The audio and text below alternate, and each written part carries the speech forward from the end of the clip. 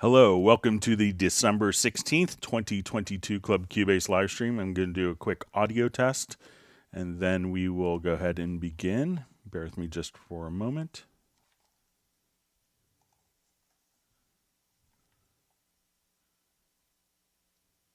Hello, welcome to... Okay, everything sounds fine on my monitoring computer. My name is Greg Undo. I'm the host of the live stream today. And if you have not attended a live stream before, how it works is you can ask questions in the live chat field, or you could send questions in advance to clubcubase@steinberg.de. When asking questions, if you could specify which version of Cubase that you're running, whether it's Cubase LE, AI, Elements, Artist, Pro, or other Steinberg programs, what version number, such as 10.5, 11 or 12, and which operating system that you're using. That information would be helpful. When asking questions, realize that I may not be able to keep up with all the questions, especially towards the beginning of the live stream in real time. So if you don't get an immediate response to a question, if you could refrain from asking the same question repeatedly, just kind of slows down the whole process. I would appreciate that. We should have all of the topics covered that are covered in today's live stream pinned with timestamps to the top of the comments field of the video that you could use as a reference afterwards. If you wanted to search for topics, and we're probably almost at 24,000-ish topics at this point, but if you wanted to search for topics that have been covered in previous live streams, you could go to cubaseindex.com, and Jan from Stockholm has been incredibly kind and gracious enough to set up that website. We also want to give special thanks to Agent K and to Jazz Dude for serving as moderators. They're not Steinberg employees. They just do this to make it a better community. So I give special thanks to them and for all their efforts. We also want to give a special thanks to Jazz Dude for his work with the Cubase Nation Discord. There's lots of incredible information. It's very relevant to becoming a more power Steinberg user. So, and once again, my name is Greg Undo. I work for Yamaha Corporation of America, and my primary duties is focusing on Steinberg products. And I'm the host. I'm presenting from outside of Washington, D.C. in Alexandria, Virginia. And if you're watching this live, please feel free to introduce yourself and tell us where you're from. Just a couple of housekeeping notes. So, with the holidays approaching, Tuesday's live stream will be the last live stream for the year. And then I think we'll pick up on our normal Tuesday and Friday schedule. Starting January 3rd, I think is the date. So we'll look forward to kind of going back into our normal schedule after the new year. So I'm pretty sure for next Tuesday, we will have our Zoom. I may have a meeting I might have to be on. And if I have to join the meeting, we may postpone kind of the end of month Zoom, maybe till the following day, maybe Wednesday. So let me know if that makes sense for people. If we had to kind of decouple or change the date for the kind of Zoom get together, maybe we could do it on Wednesday. It's about 50-50. I'm still waiting to hear back if I'm required to be in a particular meeting. So just wanted to give everyone a quick heads up with that. And because it is the holiday season, we'll be doing 2 giveaways for you could win an update or a different Steinberg title depending on what you own. So we'll do a trivia contest like we did for the 250th live stream a few months ago. So we'll have a couple trivia questions, and the winners can win a free Steinberg product with that. So with that, let's go ahead and begin.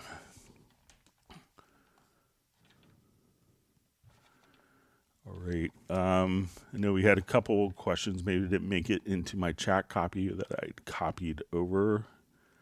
So let me just find those really quickly.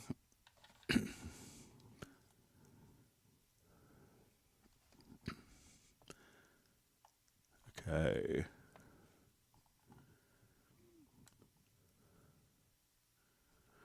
All right, so a question.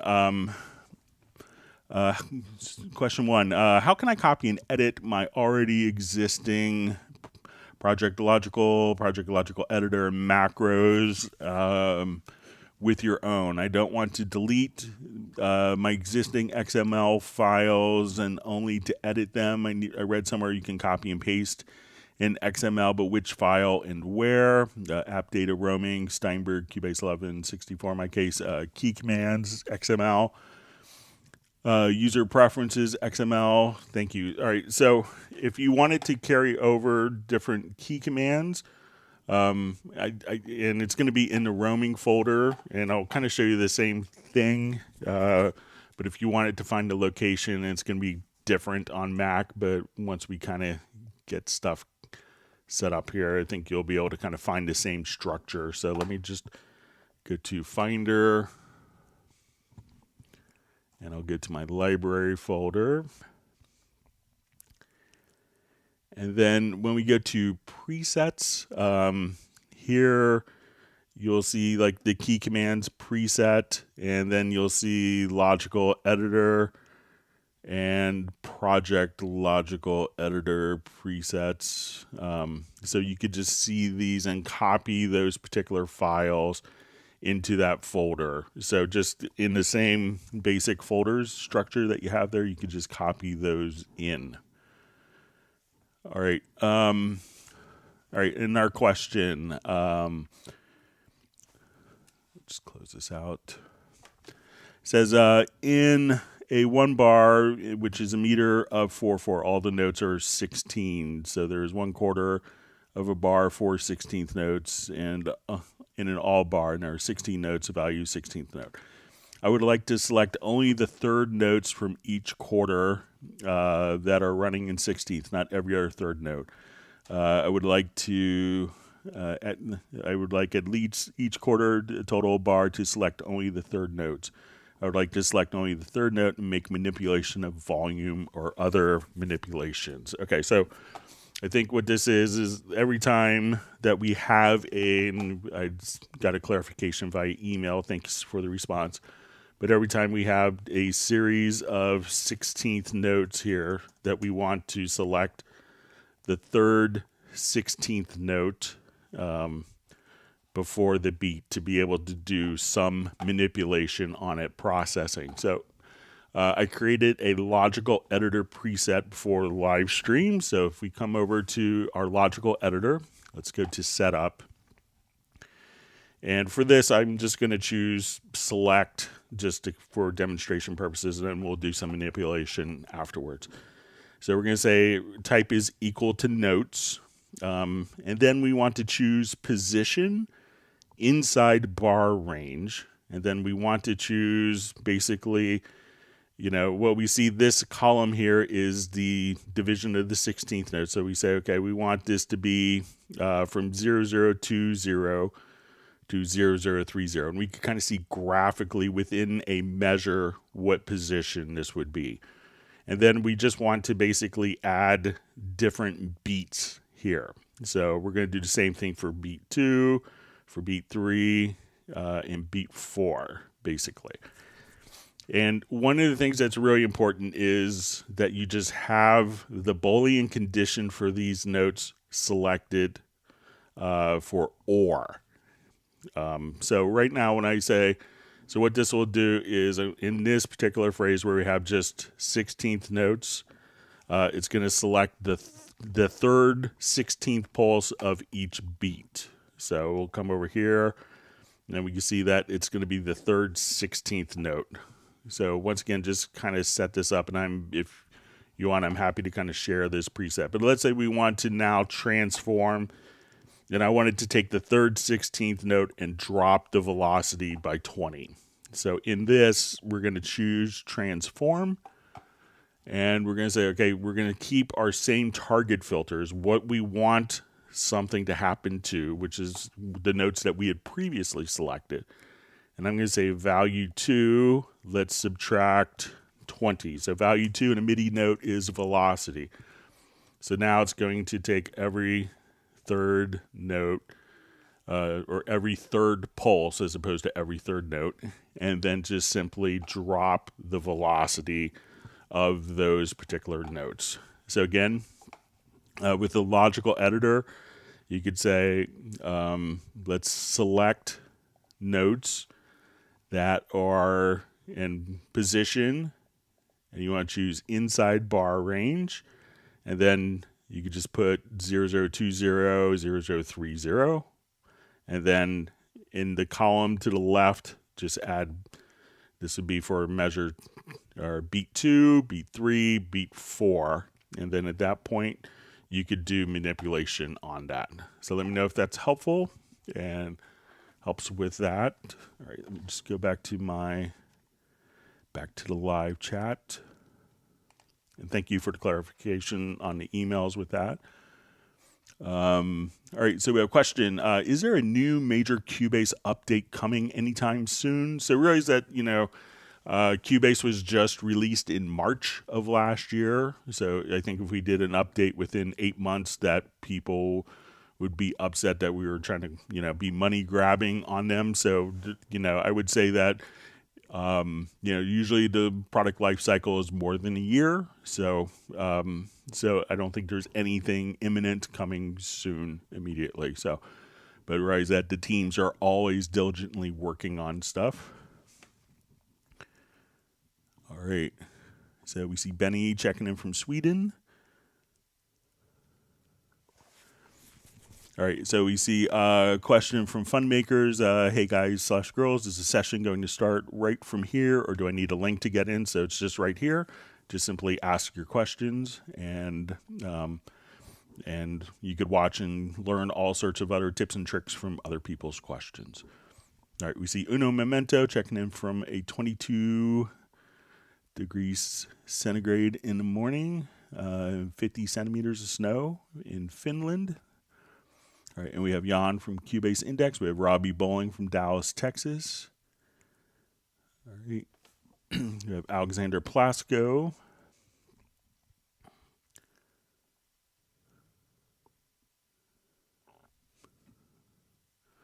All right, so we have a question from Dallas LaRue. Does it matter or make a difference if an audio track set to tempo is put into musical mode before quantize or track alignment? Would there be any advantages to it? So the only advantage when a track is placed into musical mode is that it's going to fit in with the particular tempo. So if I just wanted to, let's say if I just come here and drop a drum loop in, and now that it's in musical mode, now it will kind of, follow tempo changes. So, but if you wanted to, do other edits, that's independent. So, it really, I could quantize it when it's not in musical mode, or I could quantize it when it's in musical mode. And it's really, that's kind of independent. So if I would now wanted to come and quantize this particular loop, let's say straight to 16th notes, I could quantize, and we can see that the position there had shifted when we look at the particular events. So let's just say so now when I quantize, so when I put it into musical mode, it'll now just kind of be quantized, but still, we could now at that point just, still quantize if necessary. So they're kind of independent functions, Dallas.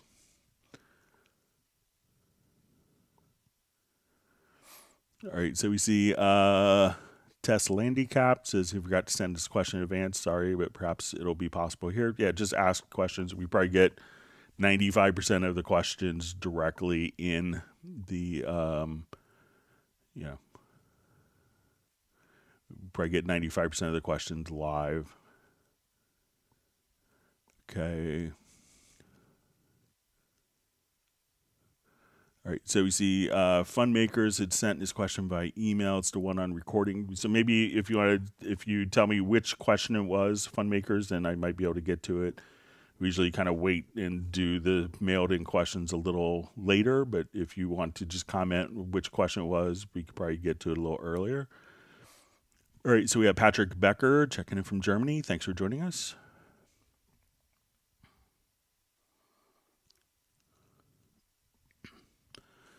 All right, so we have a question from Robbie Bowling. I'm getting activation messages on a few plugins that have been deleted from my computers. How can I stop this and they don't show up in the VST folder? So, Robbie, if you could let us know which plugins they are, or if it's a Steinberg plugin or a third-party plugin, that would be helpful. So often uninstalling can do the trick, like with most of the Steinberg instruments. But if you're getting kind of like, as you're booting up and you're getting kind of activation messages from third-party plugins, each third-party plugin may have a different solution for that. So if you could just kind of let me know. All right, so we have Ubakun on from Nigeria. Thanks for joining us. All right, we have Stefan from Sweden.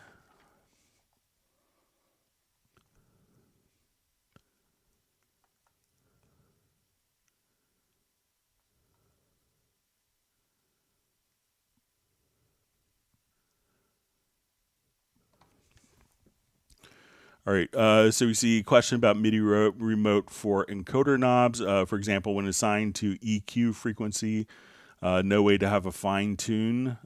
Step is too high, no modifier key, such as with mouse wheel. Is there a way? All right, so let's take a look at it. I think if I come over here to my nano control, let's say if I wanted to go to, I think there's a channel EQ set page here. All right, so let's see if I'm adjusting. All right, so I'm going to turn on the channel EQ. All right, so let's say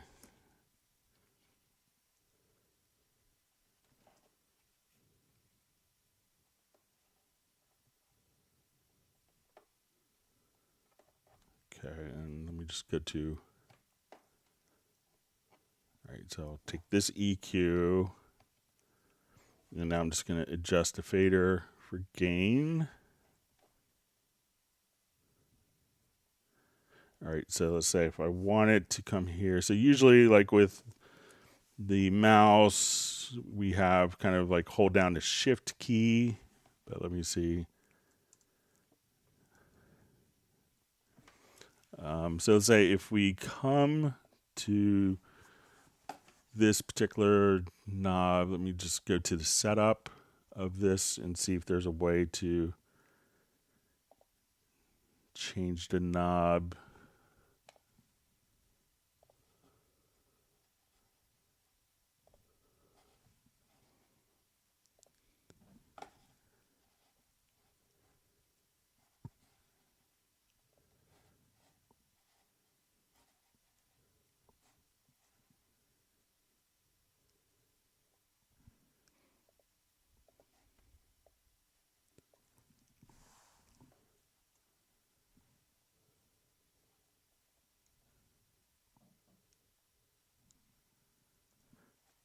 Okay, let me just see if we can.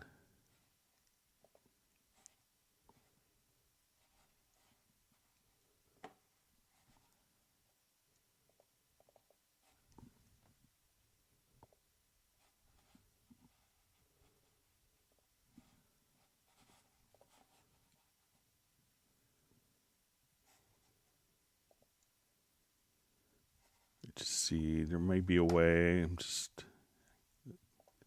see if I'm having brain cramp moment here.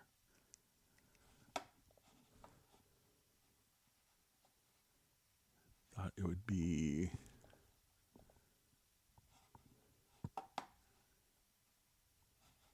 Or maybe it's in the mapping page.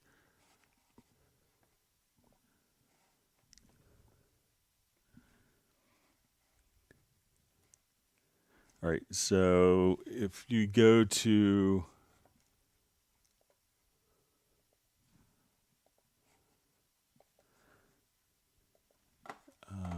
There's kind of like where you could have the mapping configuration, like for the scale. Let me see if I can do it on another control that maybe isn't set up.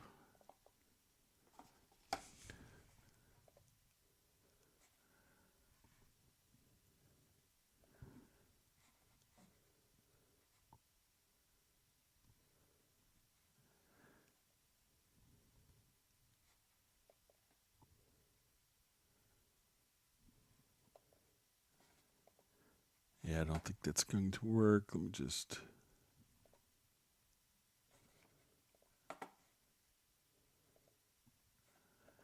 Yeah, so I think it might be fixed based on the controller. But if you want to email me, I'd be happy to kind of see if I could dive into it a little more to see. So if we come over here, we can see the fader properties. Let's see if there's anything in here.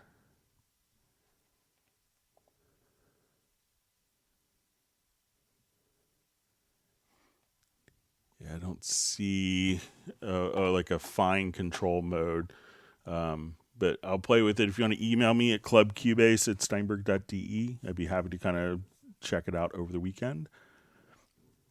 All right, wonderful from John wonderful to see John Costigan from Kenosha, Wisconsin.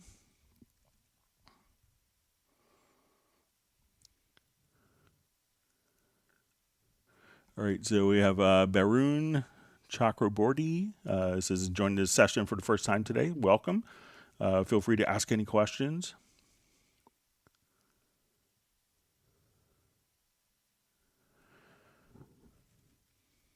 All right, so a question from Dallas LaRue. When drawing in automation with the draw tool, is there a way to set the point so it behaves more like clip gain, straight up and down?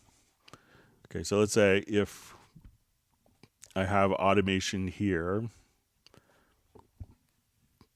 So say if I have this, so if I want it to, select like a range of automation, we could just, grab from the top.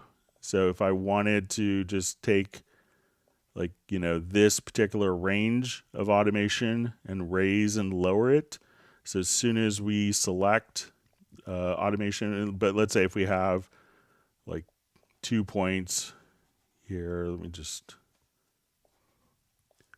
let's say we have a line tool, but I could also just, if I had the range tool selected, I could just raise and lower just a selected range of automation. And then if we wanted to tilt,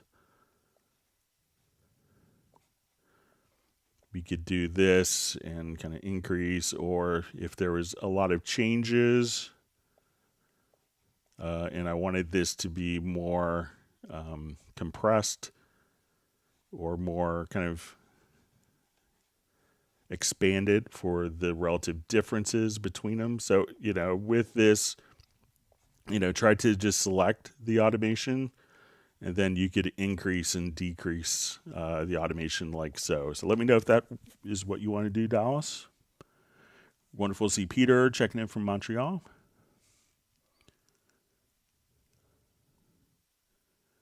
All right, so we have Thermonuclear War joining us again from Serbia. So great to see you. Welcome back. We've missed you.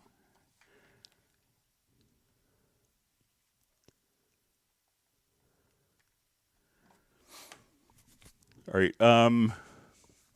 So we see a question from Steve Patrick. Please, Greg, how do I find pitch correct in Cubase Artist? So I think that if we just come over, if you want to do like I'm not sure if it's just going to make sure I have this right. Just going to read it one more time. Sorry. How do I use fine pitch correct in Cubase Artist? So there is I'll show two answers for this. So there is a plugin called Pitch Correct. So if we want to go to pitch shift, there's a pitch correct plugin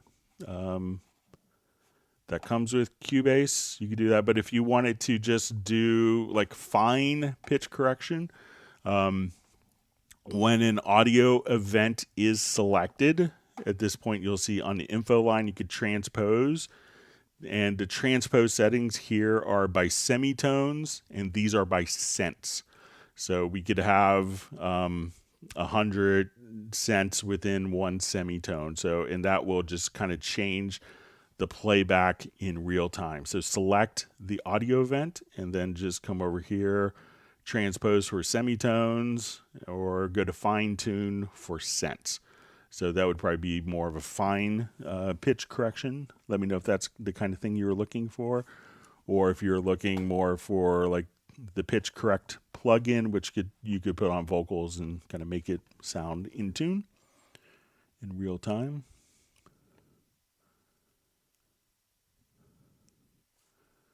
All right, so Peter's checking in from a snowy Montreal.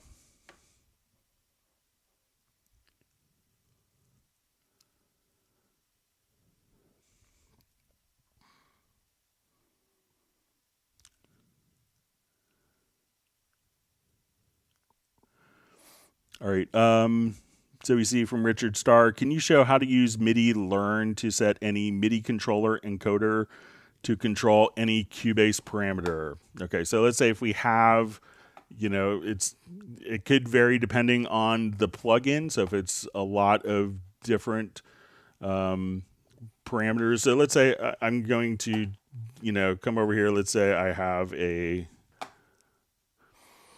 just come over here to mono delay plugin, and I wanted to, you know, learn a particular plugin. So if I wanted to come over here, if I just had like a MIDI controller around a lot of it, we could just, you know, right click and see learn functions. Now, if I have a MIDI remote, so let's say if I jump back here and I have this controller and I wanted this controller to be assigned, I could just say, we go to the mapping assistant. And at this point, we could just say, okay, right click, pick up for mapping assistant, move the knob, and then just click apply mapping. And now that can automatically just be handling that particular parameter just like that. So a lot of things you could just, in Cubase 12, you say, okay, I want my delay time here to be on this knob. So again, and this is why you have like the mapping assistant always available. Move the fader, pick up for MIDI remote, and apply the mapping. And then as soon as you close this, then we can control just using my two faders, my delay time or the feedback. So that's really all you had to do with the new MIDI remote. So lots of functions, just kind of right click, pick up for MIDI remote, and then you could just, you know, move a particular fader anywhere and have multiple parameters assigned very easily that way.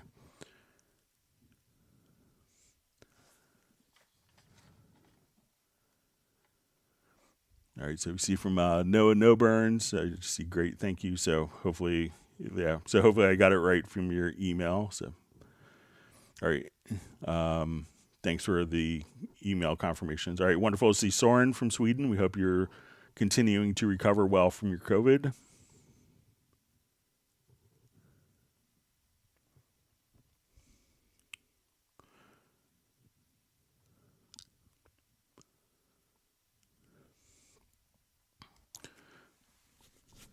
All right, so we see need beginner help recording. So so let me know if this was with, you know, setting up for like a MIDI. I think I saw the email come in. So like this might be just like right before. So let's say if I was adding a virtual instrument. So say I just wanted to come over here and let's add an instrument track. So this will be like how to do a MIDI recording in Cubase. So we'll just go to Halion Sonic SE. So let's go ahead and I will load up quick patch.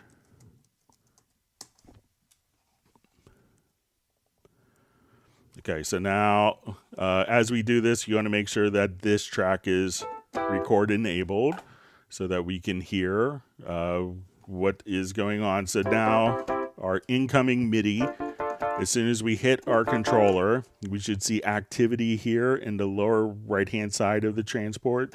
So as MIDI is entered in, we should see that indicated here. You want to make sure that, this is set to the right channel. So this is channel 1. So if I have channel 2 selected, and I play this, you may not hear anything until you have channel 1.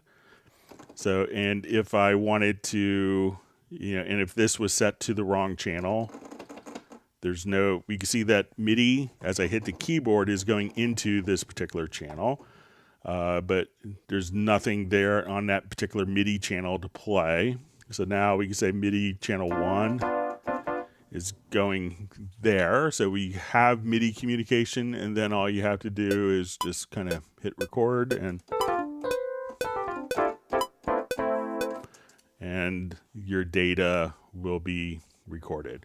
But make sure that you actually have the track record enabled. You can, if you don't want to record but hear the track, you can have the monitor enable.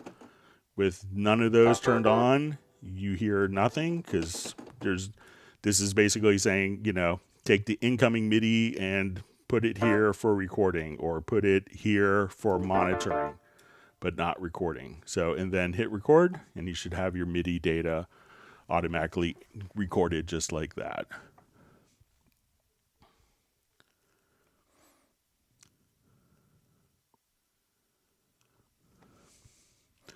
All right, so we see from Patrick Emmanuel A.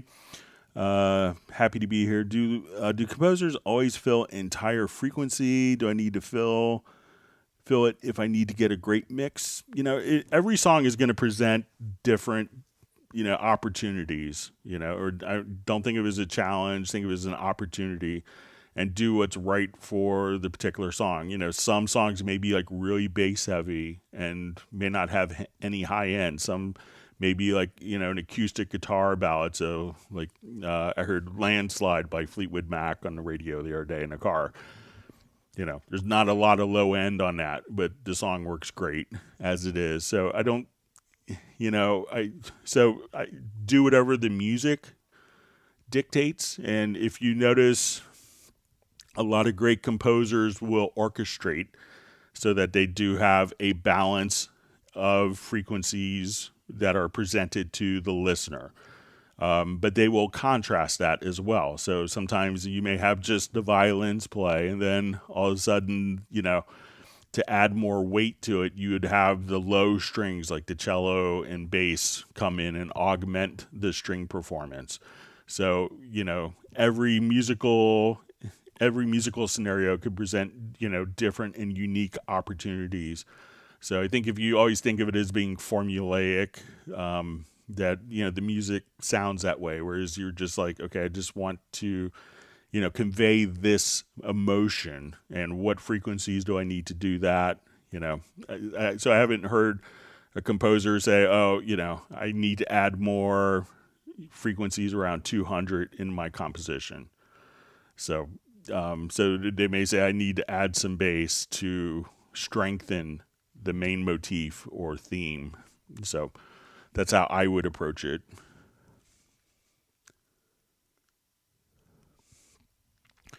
All right, so Patrick asks, Greg, can you show how to mid-side EQ with Cubase EQ? All right, so let's say, I'll just take a quick drum loop here, and we'll put this into a loop.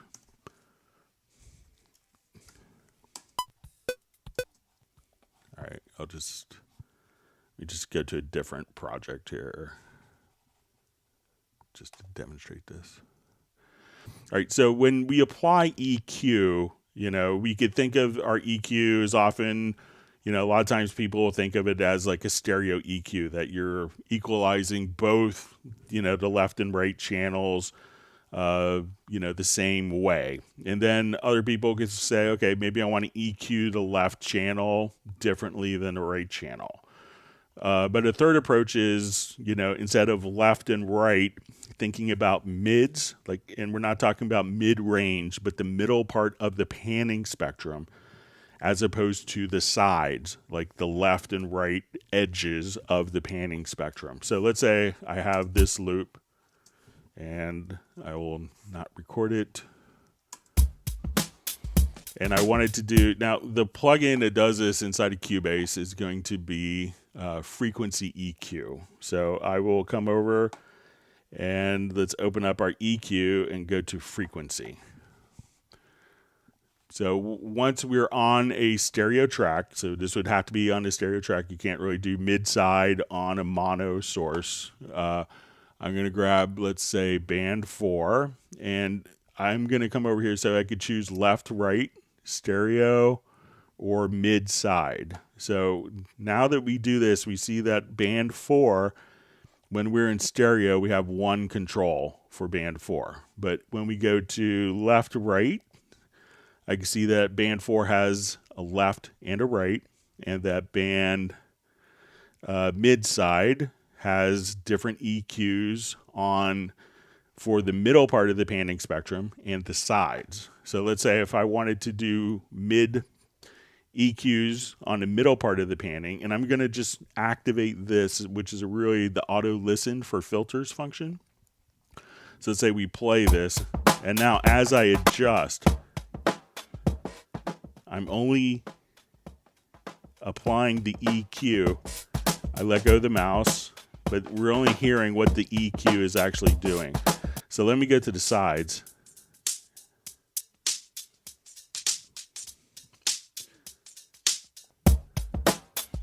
So we can see that the sides, kind of like the left and right edge if you're listening in stereo, are much brighter. Or I can make those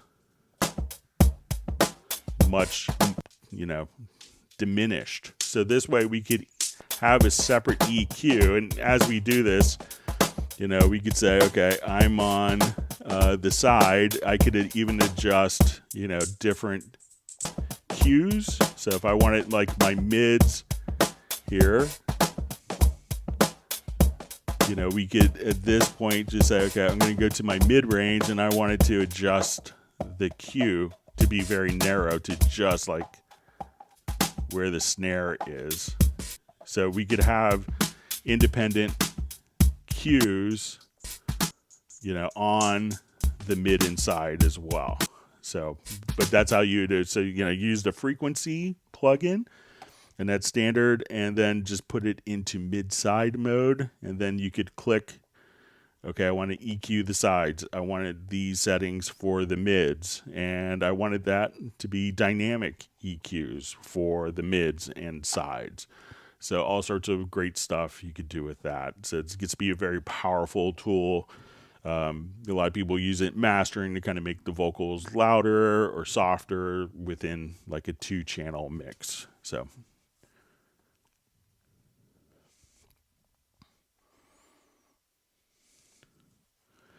All right, so we have a question from Mel James. On an instrument track, when I try to edit the instrument, it will not launch. Any ideas? So I'm not sure if it's... so anytime that I've done it and I come over and I click on the edit instrument, that launches the instrument.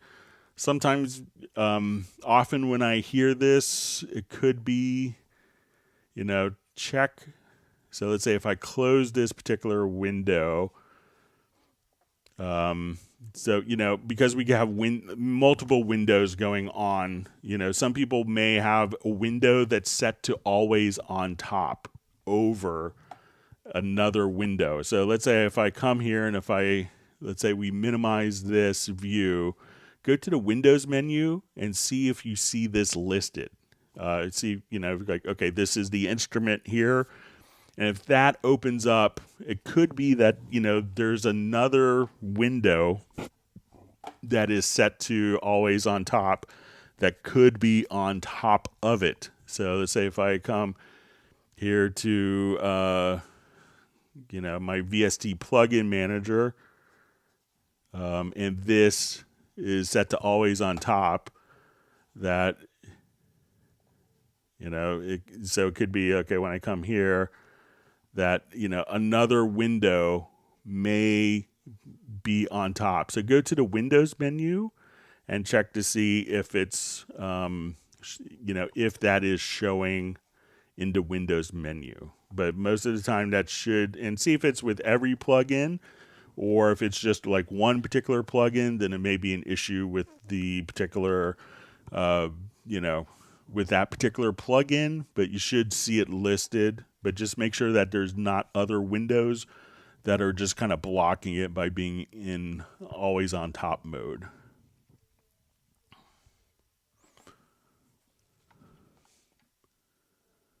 See, Memento is 22 degrees Celsius in his house, but minus 22 outside. Yeah, sounds like a good day to stay in and watch a Club Cubase live stream.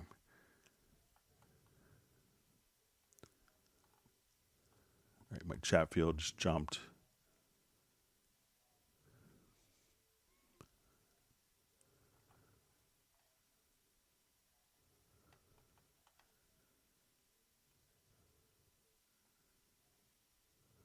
All right, I think I'm close to where I was.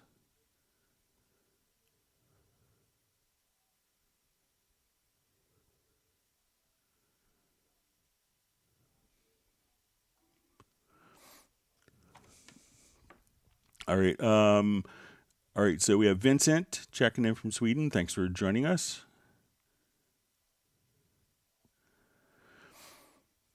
All right. So we have a question from Dallas LaRue. When comping tracks, there's no way to quantize the different tracks individually before comping. So let's take a look. So it could depend on how it's recorded. And I'll explain that in just a second. So let me just open up a comping example. Just find the project. It should be in my recent. Yep, here we go.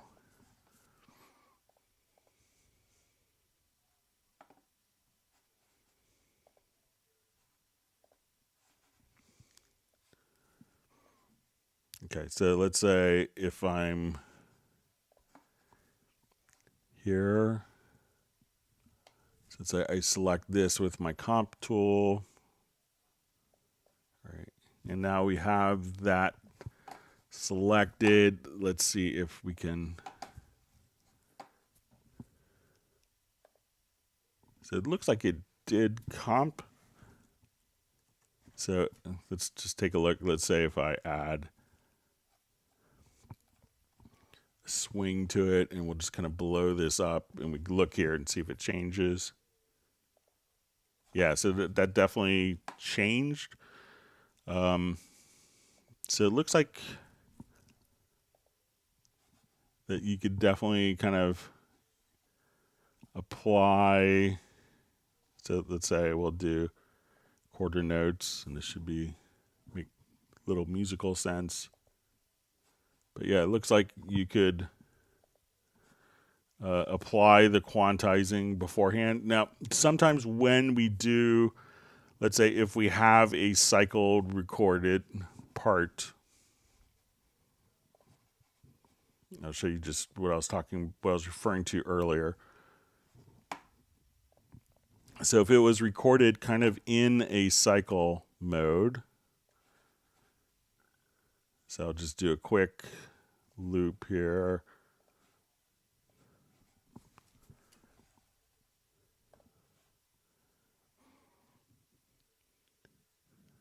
All right, so as we do this, it's going to add a new lane every passage that we do this. And it looks like they're actually separate audio files.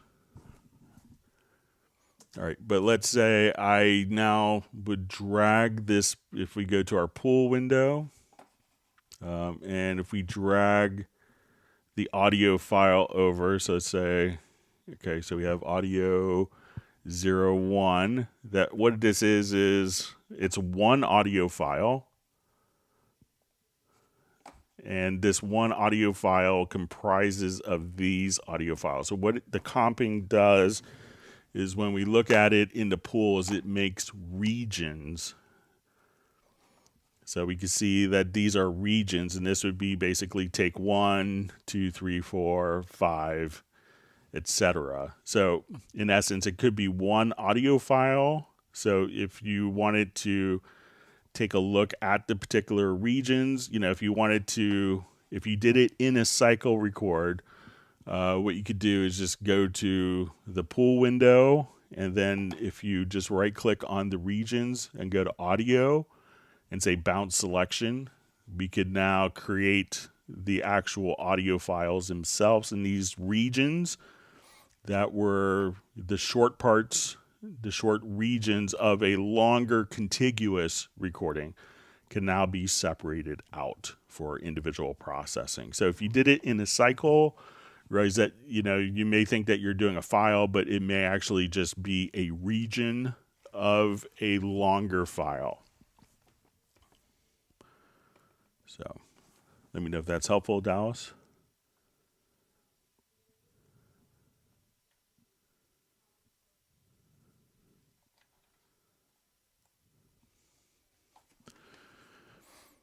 All right, so we just see from Thor Ivers, says, how do I transpose MIDI on my MIDI keyboard before playing on a track? I use a Korg Tryon.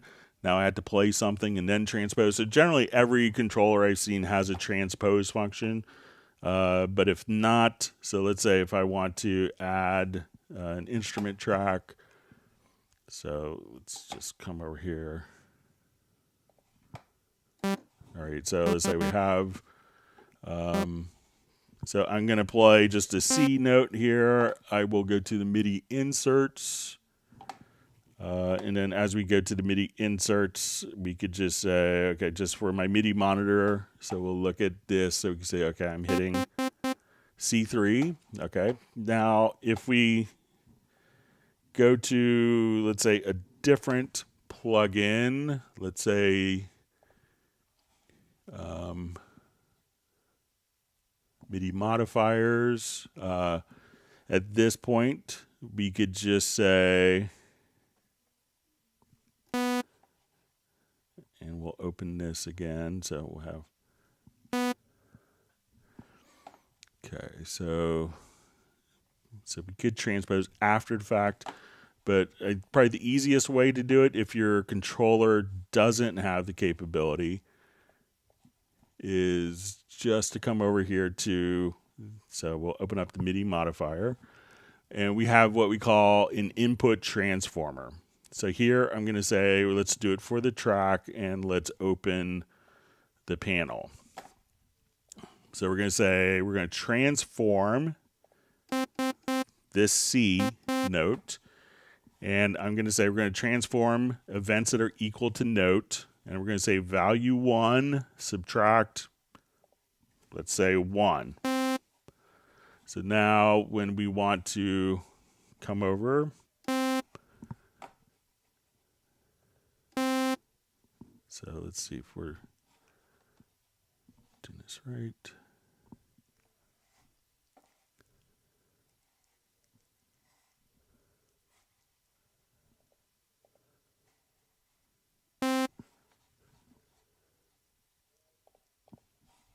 Sounds like the same pitch, but we should be able to. All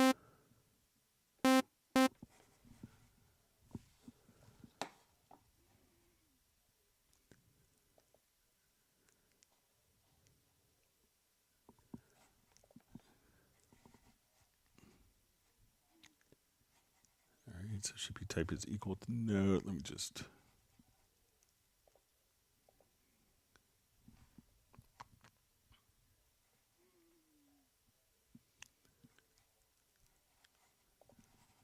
All right, so should be, let me just, should be able to transform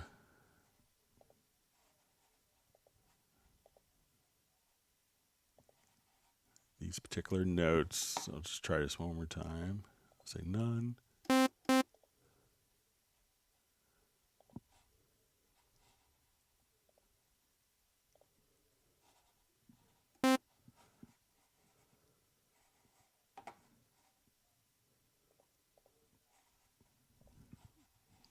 Okay, so we want to transform.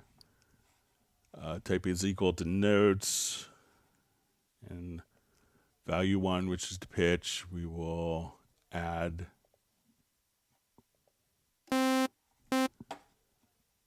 so usually that should be working. I'm not sure why it isn't, but try that. Just go to the panel, and then you could transpose in real time.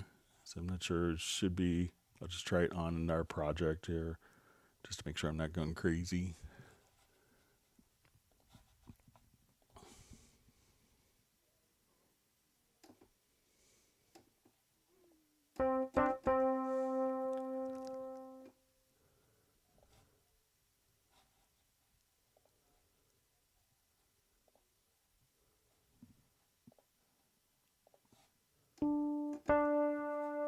All right, so you can see now. So now we are taking every MIDI note here and transposing it. Let's say I want to go up. We can add 3. So I turn this off.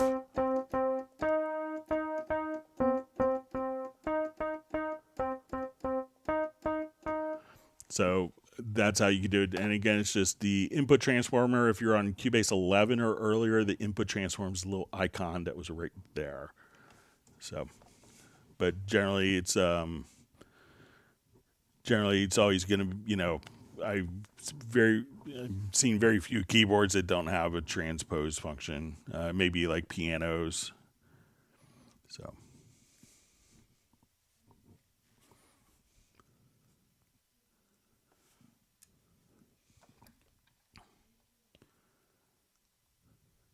All right, so we have Thor. He was checking in from Oslo, Norway. Thanks for joining us. All right, wonderful to see Razel from Denmark on.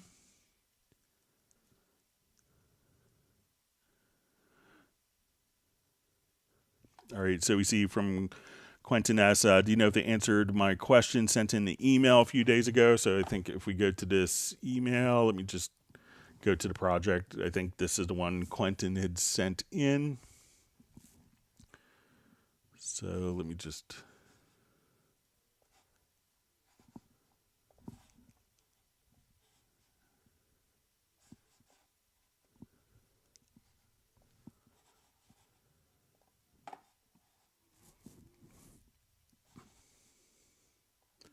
All right, so Quentin had like a drum part. I'll just revert this. And he wanted to repeat the drum part over and over again. So let's say we have our drum part here. Let's say we have Groove Agent. Okay, and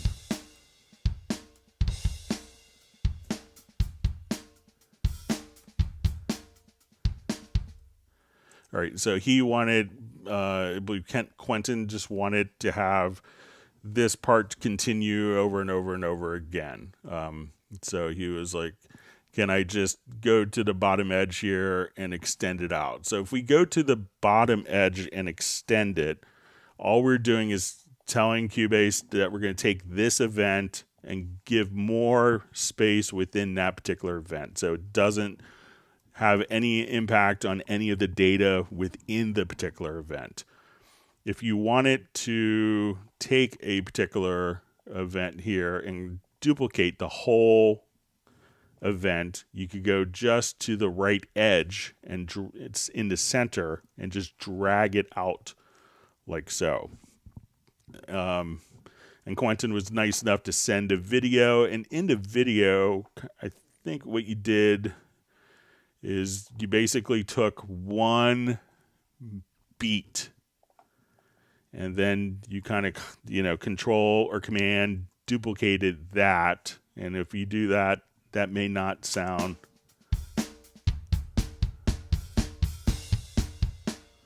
So, and in the video, it was one beat that was copied as opposed to one measure. So if we did a measure, that would probably give a more, a better result.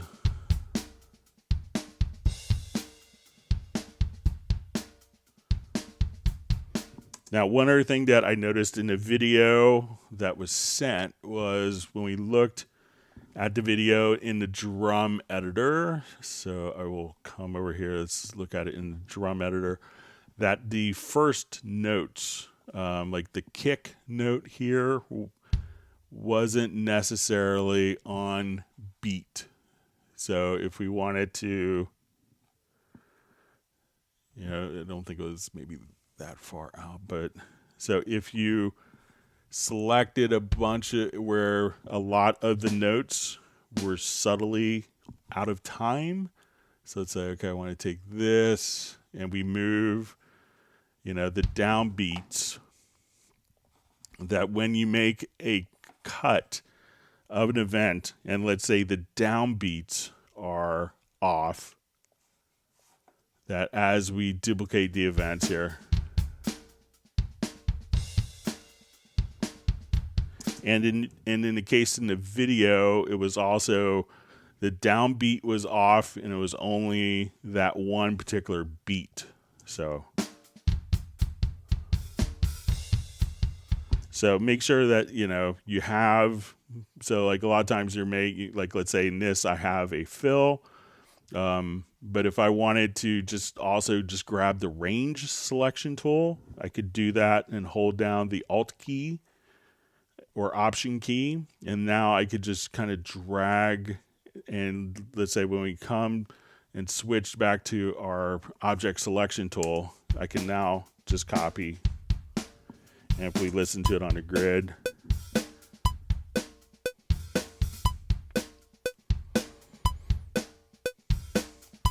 so again, you know, instead of extending the length, you know, of a particular part like this, that's just going to add, it's not going to, you know, copy that particular part out. You want to grab by the center edge and drag.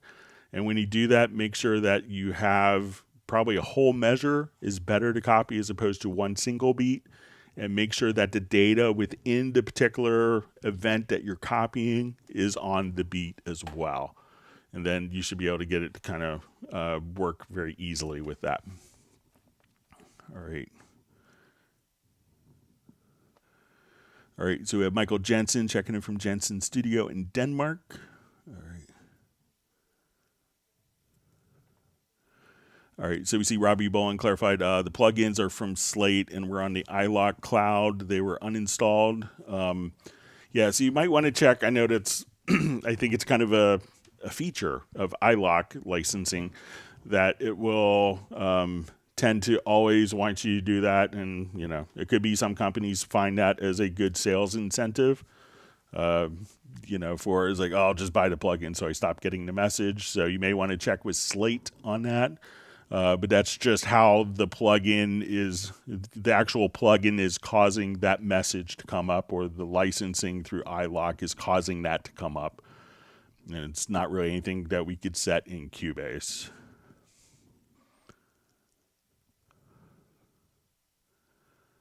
All right, so Jazzy Lamel, hey Greg, I may have asked this question before, but I'm not sure. Can you go over some tips and tricks on how to use the highlight tool?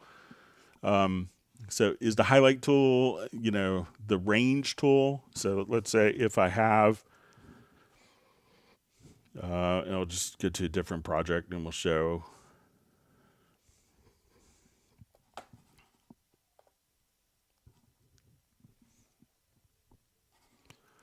You know, so if we have, you know, a lot of, you know, so one of the great tools that's underutilized is the range selection tool. So if I wanted to come here and select a range and hit backspace and delete, I could delete that without having to cut, without having to, at that point, you know, at that point, split and then use the eraser tool. If I hold down, it's Command or Control Shift, I could do that globally. If I wanted to hold down, you know, so let's say at this point, if I just wanted to take like a whole section of a song, I could say, okay, let's hold down Control and Shift and select this globally. And then I could, if I wanted to copy this particular range over and over again, I could just hit Command D, and we could copy that, and we could add space at the beginning if we had space selected or carried over. We could also just come here if I wanted to split. It's Command or Control plus Shift plus the letter X. And I'll show that in a better way. So if I just come here, let's say I just wanted to cut and move the other tracks. So now I just split based on the range, but if I want to, I'll just do this for a couple of tracks here. So I think it's Control Shift X. Then the other contents will kind of just move over. So this will go away and all these events will move over. Or if you wanted to just say, I like this part and I wanted to delete everything on these tracks that weren't, in the selected range, you can come over here to range and just choose crop. And then everything that wasn't in that particular range would automatically be kind of erased for you. So let me know if that's a highlight tool you're thinking of, Jazzy Lamel.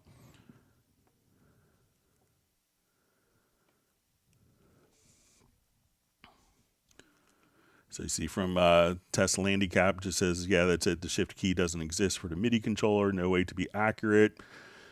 I guess the thinking could also be you have a controller so that you could be accurate with the controller as opposed to, so that, that's why people wanted to find control, because they didn't have as much tactile control with a mouse as we did with other elements. So, but I'll play around with it some more if you want to email me. Sorry about that.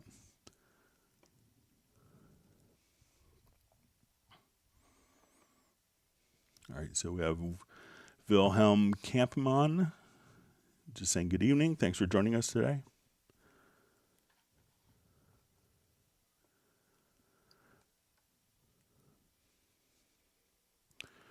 All right, so we see from Mel James, is there a MIDI template for the Nano Control Studio? So if it's with like the MIDI remote, I think the only one that ships natively with Cubase is the is the Nano Control. So, and I think the Nano Control Studio might have just faders, like bigger faders, and maybe some more buttons on it. But, the intention is that, you could create your own MIDI remotes. It's really, the whole process from learning about it to creating it might take you 15, 20 minutes, and then you could configure it for exactly what you want to do with it. So, but you could always check with Korg, because generally it's the controller manufacturers that are creating these particular profiles and presets.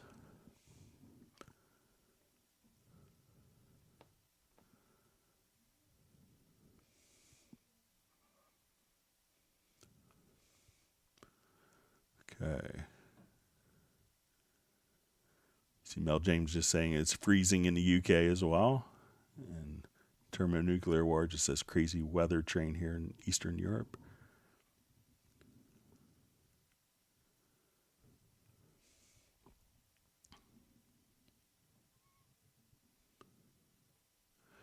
All right, so we have a question from Chris Hallam from Athens, Georgia. Is there a quick way to zoom out on a project to see all regions after having been zoomed in on a specific region, group of tracks?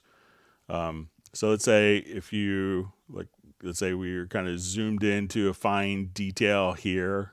And I think it's just if you go, there's a zoom full command, I think. So if you just come here, and you could assign a key command for that. So if you just wanted to go to, so if we're right at a particular level, say, okay, we're kind of in the weeds here. Okay, now I just wanted to see everything so that I don't have to scroll kind of for 18 days. At this point, you could just, again, go to your zoom menu and go to zoom full, assign a keyboard shortcut, and you could just, also another trick you could do, let's say you've done multiple levels of zoom. If you grab the zoom tool itself, this and double click in the blank area, that you could basically have a zoom history. So as we kind of zoomed in, say, okay, I'm here, I got this. Okay, now just double click, and then you could go right back to your original zoom value when using the zoom tool.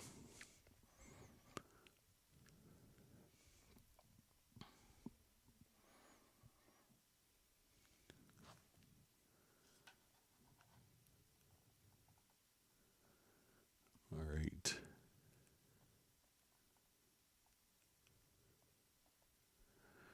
See, Ubukun says, Greg, I sent you a message for you to help me check my mix. So yeah, I think I responded right before the live stream as well. So, but I haven't had a chance to check. Obviously busy with the live stream. All right.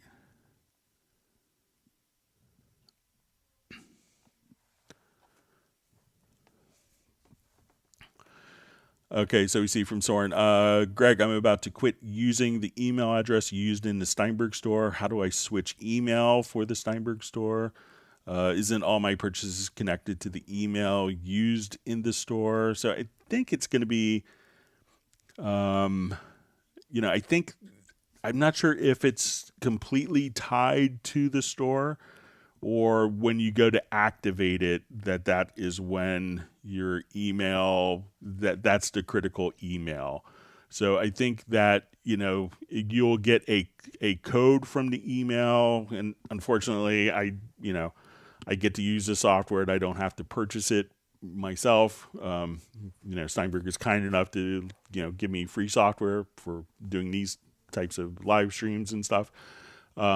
So I don't buy from the online store, but I think if you bought from the online store, you would get an email that you could, with like a digital access, a download access code, and then you put that email into the Steinberg download assistant, and that's linked to your My Steinberg account.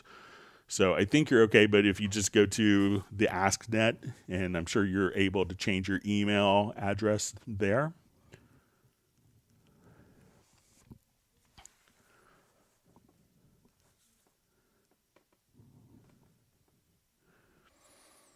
All right, so we see Patrick just asking, Greg, what's your plan for Christmas? Any special or specific plans? So, I have a 9-year-old son, so it's kind of all about him for Christmas. So I'm just looking forward to, spending time with family. My brother and his family are coming up from Houston. So I haven't seen them since last Christmas. So, my nephew, he also plays electric bass like myself, and he joined an electronic music club at his college. So I imagine I'll be spending some time kind of going over Cubase stuff with him and showing and playing in the studio, and looking forward. I got my son a bass, like his first real electric bass for this Christmas.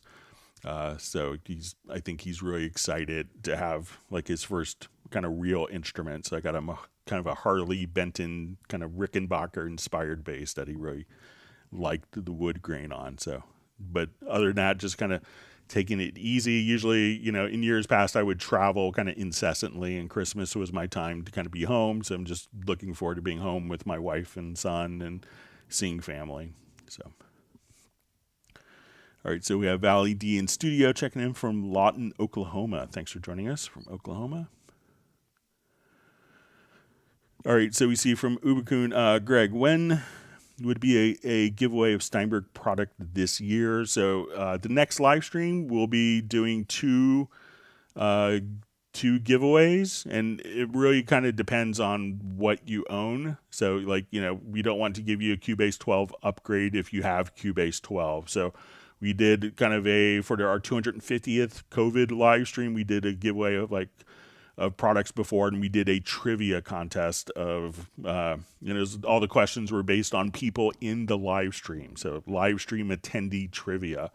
And the first person that responded was able to get, and they could pick a prize of something that they didn't have, or it was like, oh, I want this Groove Agent library, or I want, I want Hallian, or I want it Wavelab, stuff like that. So, but yeah, Tuesday would be a good day. So make sure you make that meeting, that live stream.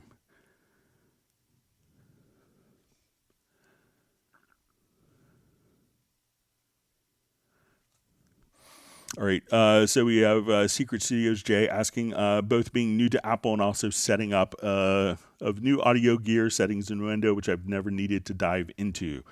May I ask what set device attenuation and core audio settings does?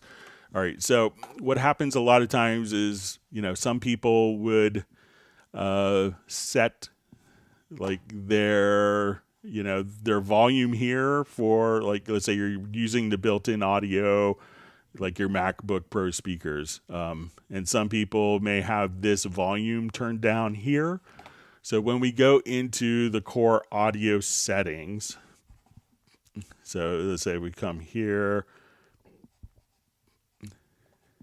and we'll go to, you'll see this set device attenuation to 0 dB. So what that'll do is, instead of being the gain being attenuated by the volume here with this turned on, that will make sure that this volume is set to 0 dB so that you're not mixing and go, it's like, wow, like maybe because you turn the volume down on a YouTube ad, that's going to affect your whole gain structure of your audio interface for your mixing scenario. So that's what that does. It basically will bypass the volume control here at the operating system so that it's outputting at 0 dB, where people will expect it, as opposed to an attenuation done for other purposes.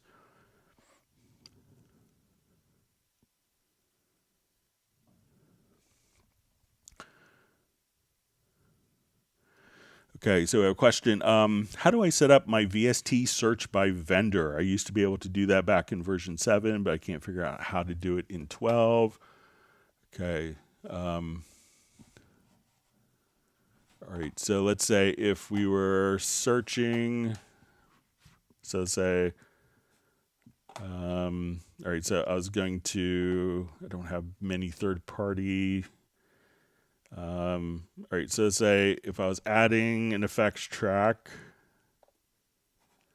all right, let me just,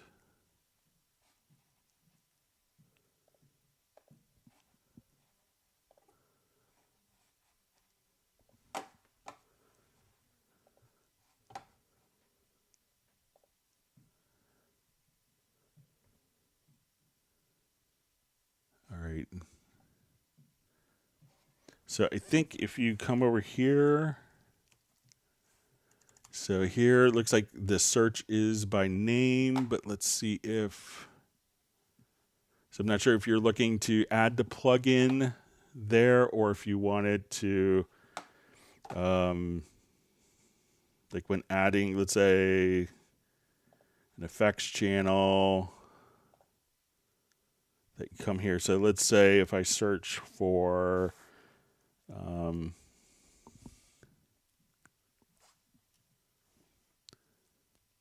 just look for, I think there's a third-party EQ.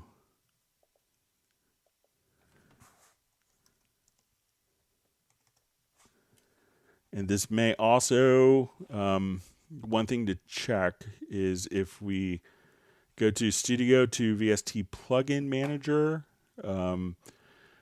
we could, and then once we're in here, we could choose to sort by vendor. So maybe if you wanted to just now, where you can see it by vendor here, so maybe it's just in the VST Plugin Manager. So if you wanted to be able to sort by category or sort by vendor, just this little drop down menu there. So let me know if that's what you were thinking of, as opposed to like search for Vox and Go. But let me see if I have that in set to search by vendor. I'll just test it here quickly.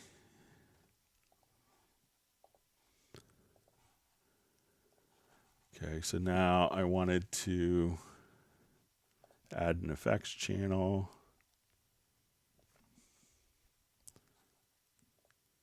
And we'll say, yep, so you could just search by the vendor just like that. So yeah, try search by vendor.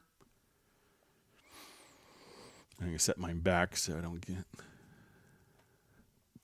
because I don't have many third-party stuff on my work computer here.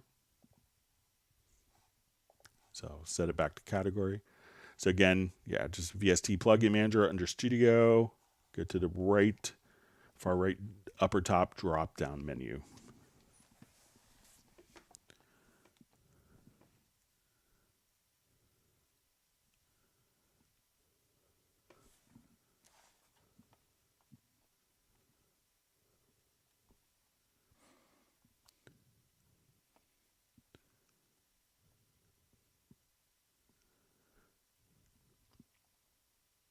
See, Jackshot Record says, every time you hit the like button, a music producer gets their wings. So such a good sentiment.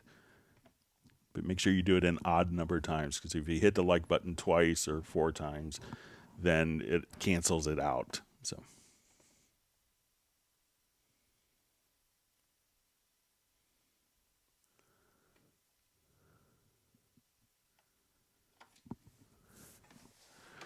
All right, so we see question. Hi, Greg. Is it possible to set a background in the Mac version of Cubase for the whole program, like in the PC version? There you can set to see the desktop or not. So I don't think you could. I don't know that you could do that in the PC version. I mean, you can change the appearance of the background, but I don't think it's going to be. I don't know of a way, and I've never seen a way to see the, only. Maybe when doing, like if no projects were open, and Cubase was the active program, but there was no projects, that you see the desktop. But once you have a project open, you see the project background. Maybe if you have a screenshot that you want to email, that would be helpful. All right, and I had an email come in a couple minutes ago. Let me see if I could find that quickly. See if it was relevant to a question or a topic we just went over.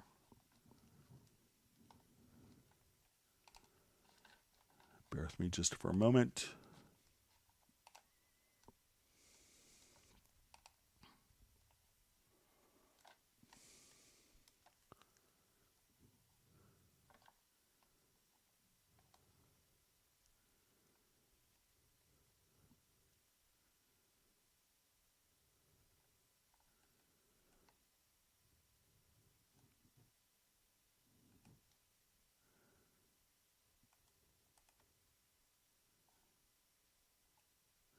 Okay, so I think this is from about the fine control. So I'll play with that after. So thanks for sending the email. Okay.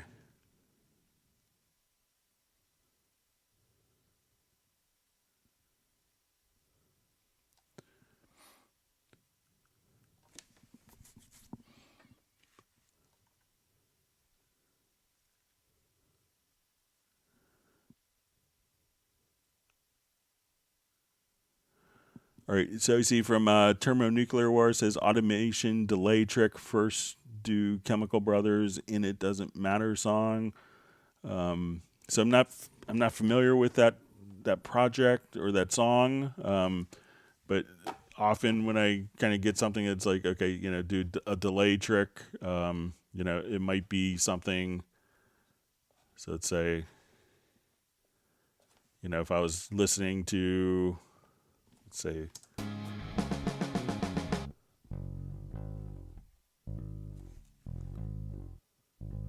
so let's say I want to take that part of the bass. I'm just going to grab my range selection tool and let's turn my snap off. So let's just say,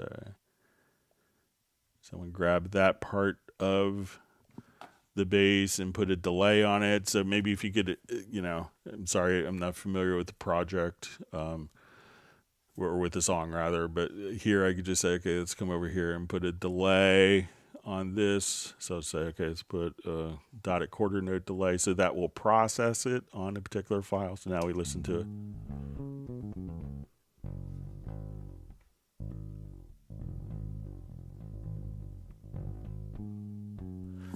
So that way you could just kind of put on different processes. So let's say, okay, I want to take this section.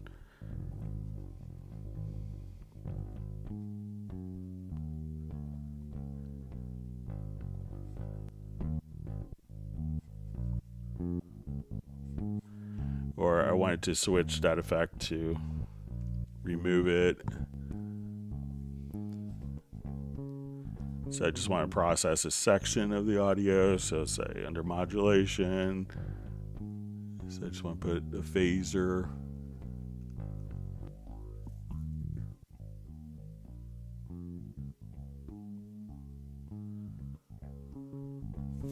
So often when I hear like kind of a delay automation trick, it's something kind of along those lines, but maybe if you could let me know kind of what was going on, I could perhaps show you how to do it inside of Cubase.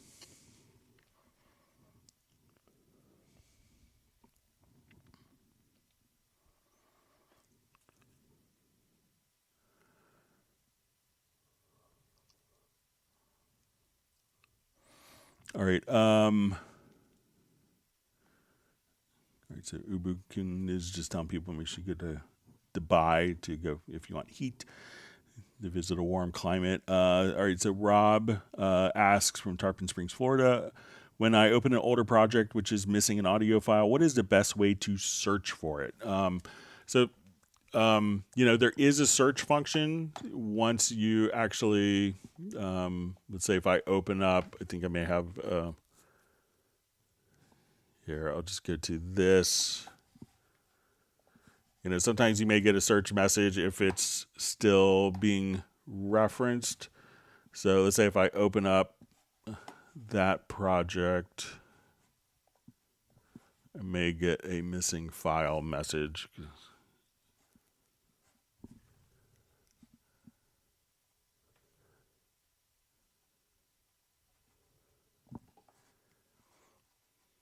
Okay.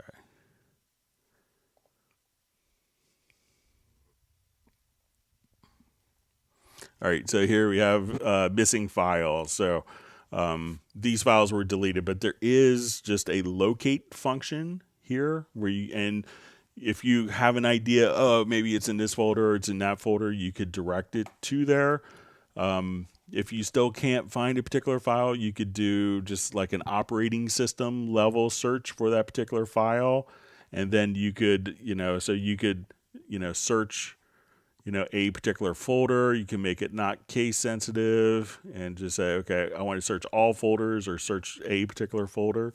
So first, before worrying about it, see if it's a file that was maybe just deleted that wasn't necessary. And then you could go to the media and choose to, remove unused files. So you can say, remove missing files in the project. So, so it could be something that you could just do with that, like if it's a missing file. But, but when you do get that message, you can search for the files. So, if it was moved or if the file was just deleted and it's not needed to play it's not needed to play back the project properly, then you may not have to worry about it as much. All right.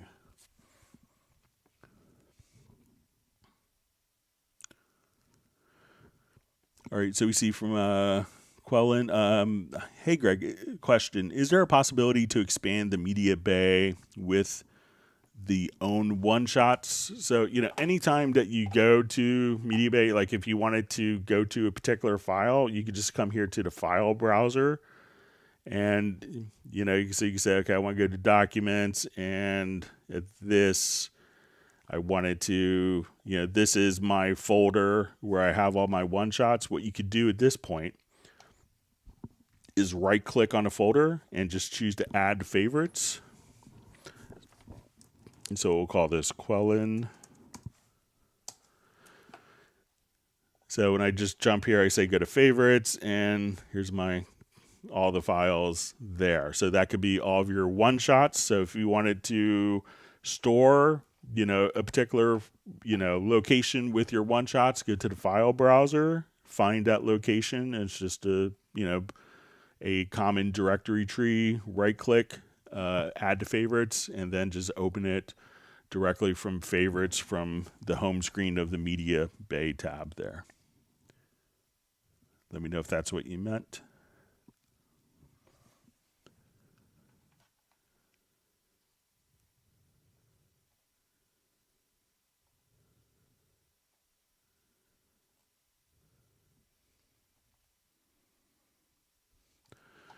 All right. So we just see a question from Jazzy Lamel. Hey, Greg, is there a difference between the saturation plugin in Cubase and Magneto? So, Cubase has several different saturation plugins, so one could be, so like if we come here to the channel strip, so we could say, okay, one is just going to be tape saturation. So this is, one tape machine. I think it was originally based on a Lyric tape machine. And then, you could have tube saturation, which is just going to give you kind of tube distortion. And then you could have tape saturation or magneto. And if we wanted to see what magneto is about, also, we could see these and looking at it as the particular plugins may give you, and these will show up under distortion. But let's say if we wanted to go to magneto, so here we could adjust the low and high frequencies just like you would. So a lot of times when going through analog tape machines, you may want to compensate for loss of high frequency. So a lot of people would do that, and you could also put it into dual mode. So that's like running it through two stages of the same tape signal processing. So so they're different. Different algorithms for different types of saturation, needs that customers have. So, but Magneto is a fabulous plugin. It was the first modeled tape machine plugin that was ever released.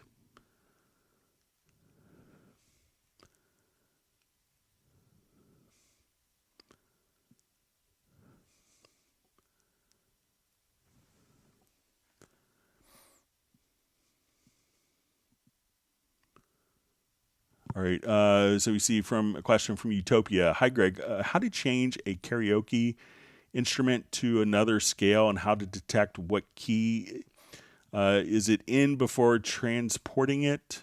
Sometimes they change the key by default. So if it's like a MIDI part, all right, so I'm not sure if it's MIDI data or... Okay, or let's say maybe it's okay, so maybe it's karaoke like audio with no vocal, but there's also karaoke MIDI files. I'm going to assume it's audio, but we'll show either way. So let's say I'll just come here. It's a new project, and I'll just import a quick audio file.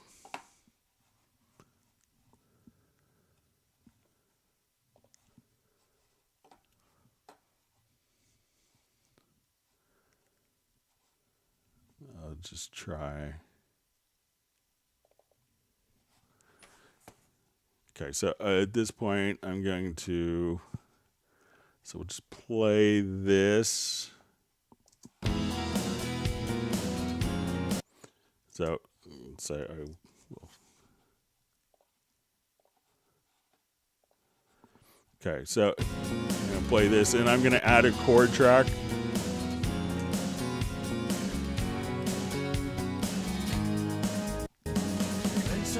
And just drag the file down.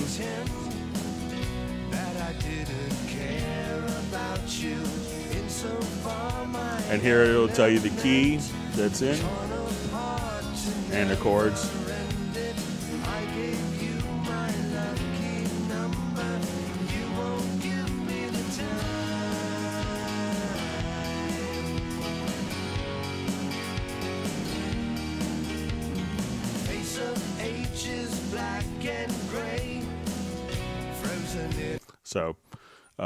So that's how you can tell kind of what key a song is. Now, if it's going to be like a MIDI karaoke file, because that happens as well, it's really the same thing, just taking a particular MIDI track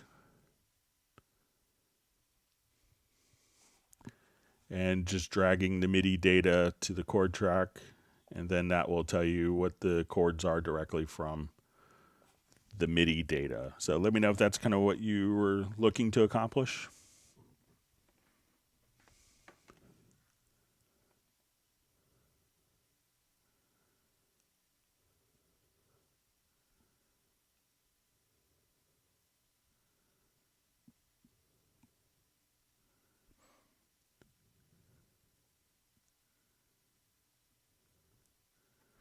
All right, so we see from Patrick Manuel A says, "Thank you, Greg. Helped a lot. I did the same as you said, but I watched some videos on YouTube saying stuff, so I got nervous, and I don't know something that they know, so I was just asking you. Thank you." All right.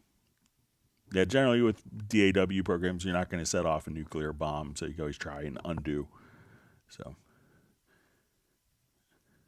all right, we have James Almeida. Wishing everyone happy holidays. Thanks for joining us today.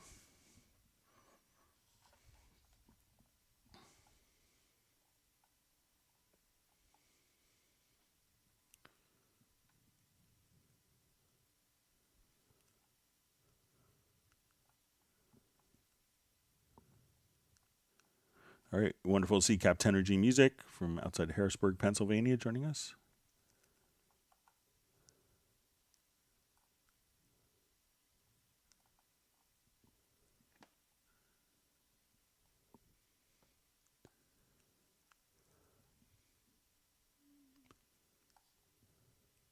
All right, my chat field jumped, so I'm trying to find my spot.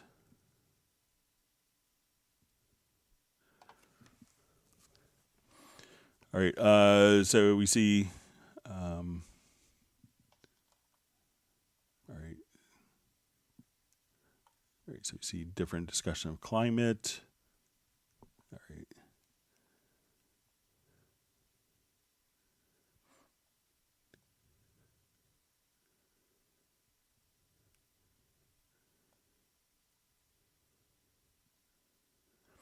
All right, so we have Danielle Biagni from Italy. So thank you for joining us. Had a wonderful vacation in Italy with my wife. Proposed to my wife there in Venice. All right, so you see Vincent was asking a question about a request from the last time about importing WAV files matching track names. So I was playing around with it, but I don't have any updates, but I have some time set aside over the weekend to take another stab at approaching it from some different ways.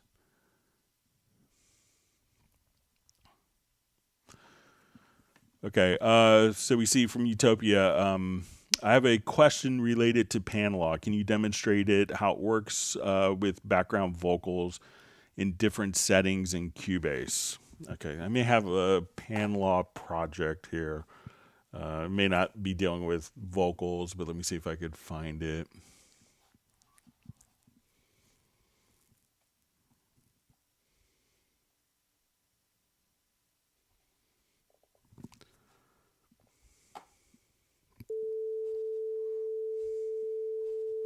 All right.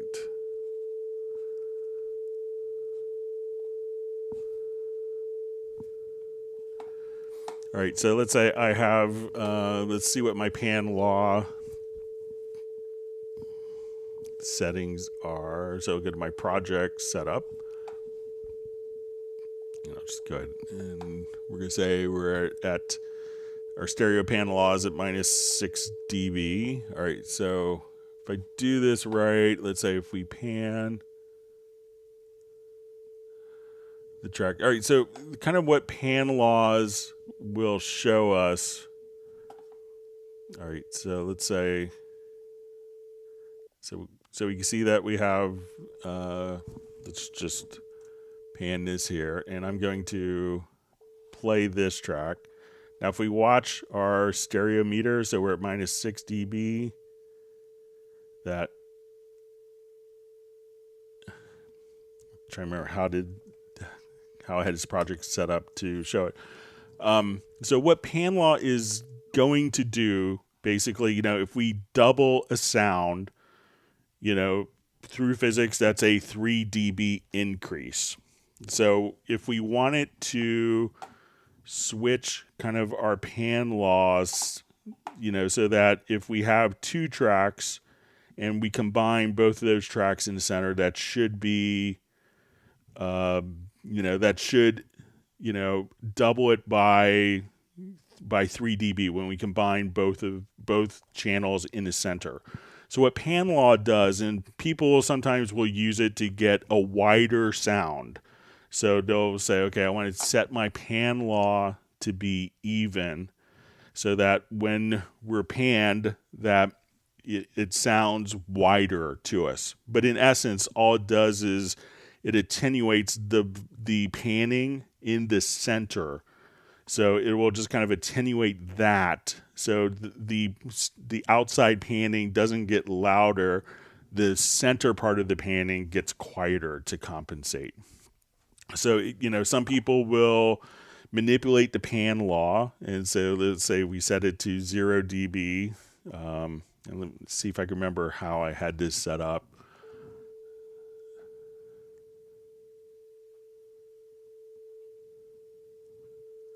All right, so say if I come here. So we're both at... So if I take this channel, we can see that. And let me just confirm my pan law settings. Okay, so now we're at plus 6 dB. So when we're at the edge, what you want to do is to just come over here. So if we combine these two, and I've shown this on previous live streams where I probably have it more prepared explanation. But now that we're combining the two, we can see kind of the difference in levels on our master fader. So let's say if we switch this to -6, -3 dB. We'll see if we combine that.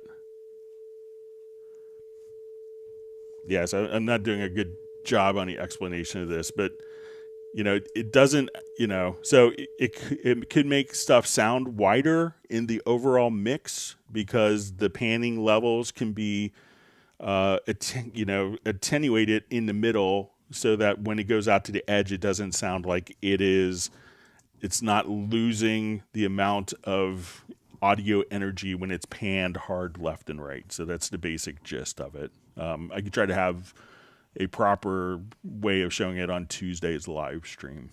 So.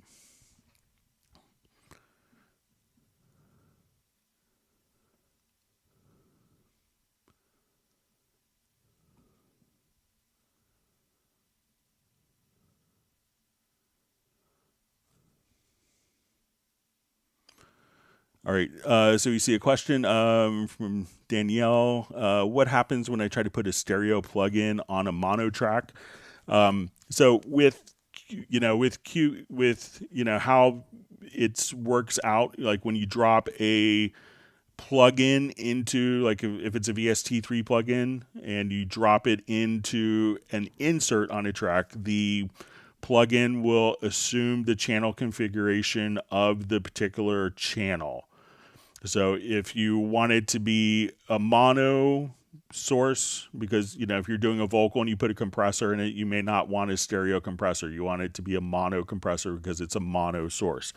But if you want it to have a stereo delay that had independent, at that point, instead of putting it as an insert, you wanted to just put it as a send. And now we could just come over here and add a stereo reverb or stereo delay to the track using a send. So whether it's mono or stereo, if you wanted to take a mono track and put the stereo plug-in as an effects send, that will be stereo if the effects channel is configured for stereo, or a stereo plugin or just a plugin when dropped into a mono track's insert will assume the channel configuration of the particular track. So that's why you could use sends and inserts together.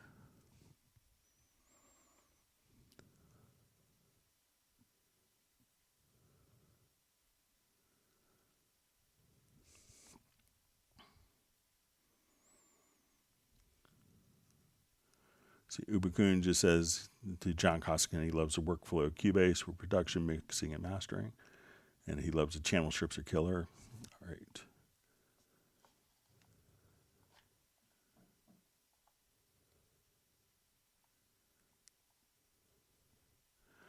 See, Luke James just says, how comes no one ever seems to read the Cubase manual and plug-in references manual? I know it's a couple thousand pages, but everything is in there. Don't tell anyone. I'll be out of a job if people start reading the manual. So it keeps me employed. But yeah, sometimes, the PDF versions, there's a lot of great resources, and obviously you could search for particular topics in there. So yeah, but they do spend a lot of time creating the manuals. So, and we also have resources like this. But all right, so we have Nick checking in from a frozen Essex in the UK. Hope you're doing well. Thanks for joining us. All right, we have Spike Williams joining from a freezing Wales. All right, and Thermonuclear Wars, where's Michael Teams with his winter ice creams? So, yeah, I was wondering the same thing. Michael's always a very loyal attendee, and I think we usually, on cold days, we usually have Michael Pierce donating soup recipes, but I think he might be traveling in Amsterdam this week for a project.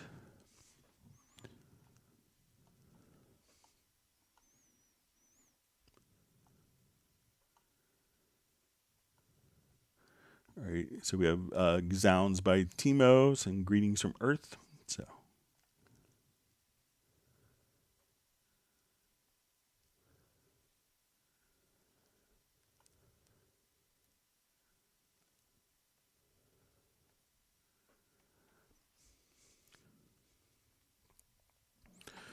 all right, so you see from John Doe, hi Greg, I see you used a Nano Control as a MIDI remote device. Is that a pre-configured device or did you have to design it? Kind regard. So it's kind of a plug and play device. So it was like one of the first controls, so popular of a device. So I got it just to kind of have something else on my desk, and it's small, and I was traveling for a trade show last summer and got it before that. And I have to say, I really like it overall. But it is kind of plug and play, and you get 4 different mapping pages with it. So if you wanted to come over here to the MIDI remote, you could put it into like focus quick controls is default. You have a mixer, so you could just bank between different mixer channels, selected tracks, and channel EQs. And I made an additional like flip to fader for like flip send one to fader one. All right. So we see from Steve Patrick, please, Greg, can I really edit drum loop by checking some drum? So if you have a drum loop, I mean, you could come right over here. So let's say, okay, I have a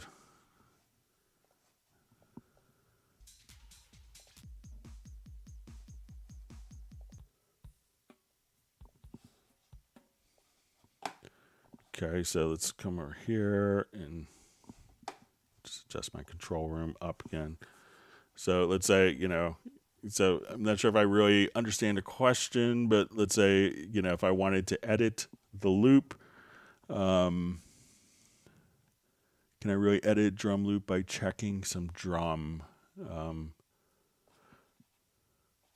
So, if I wanted to take this, we'll just, sorry, everything's in record enabled today by default. All right, so let's say, so I'm not sure what you mean by checking some drums. So, I mean, we could edit the loop here if you wanted to, reverse and do other stuff, or if you wanted to drop it into like the sampler track. So now you can,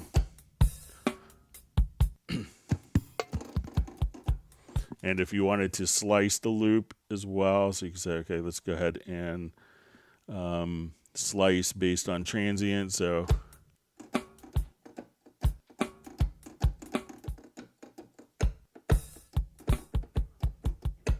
if you wanted to just come over and be able to manipulate different things, but maybe, Steve, if you have a way of asking the question a different way, I'm not sure what you mean by checking some drum. Sorry for my not understanding. All right, wonderful to see Jeff Sabelski from Chico, California on. John Doe just says that he just purchased, I guess, a nano control for his iPad, so didn't know he could use it with Cubase straight away. Yeah, so it's a really, I'd say it's, it's very handy, and sometimes I don't want to necessarily. I've had big control surfaces in the past, and at times I don't want to necessarily buy new furniture to accommodate a control surface. So.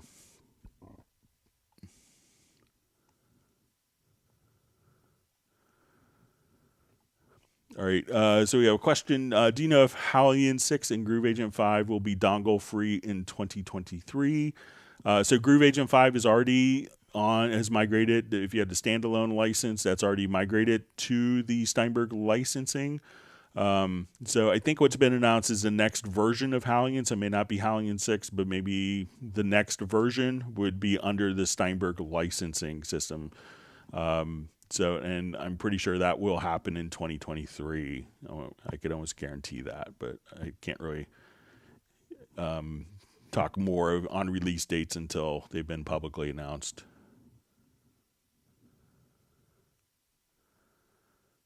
All right, so we have a question from Sydney Thurston.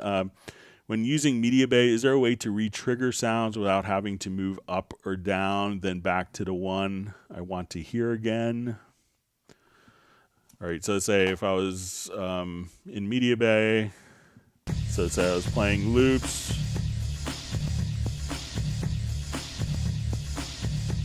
So if you just click on the loop itself, so you don't have to necessarily, go up and down. So just kind of clicking on the loop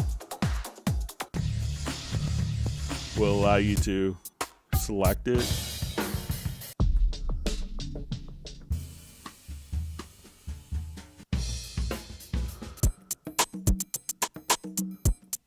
So maybe do that instead of having to go up a bunch. You can say, okay. So if you don't want to do that, just say, okay, I want to go here.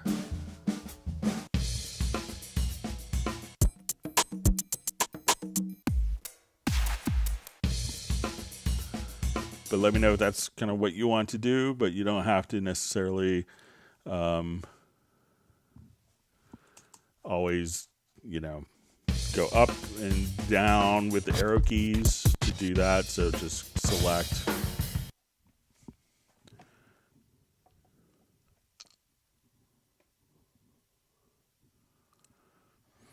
Okay, Jeff Sabelski says Zoom tool history. Okay, then I'm whacker number 59. All right, so in the chat, we're at an hour and 6 minutes in, so we're about 44 minutes behind the live questions. So just to give a quick reference, as people had requested. All right, so we see from Jackshot Records, function request to be able to convert mono to stereo and vice versa. So yeah, I know I've had that discussion, so we'll see what's coming in the future.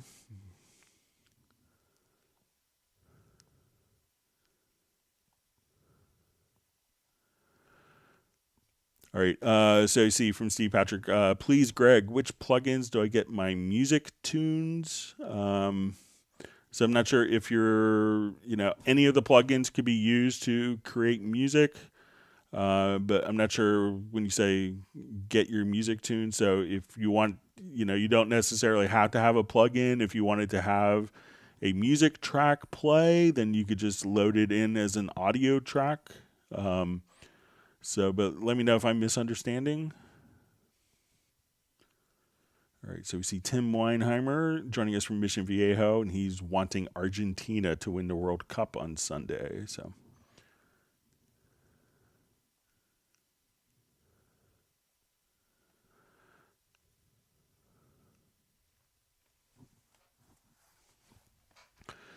all right.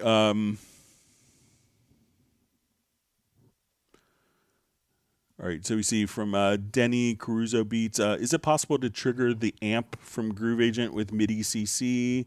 But globally, I mean, when you hit a pad, that the MIDI is changing. All right, so let's come over.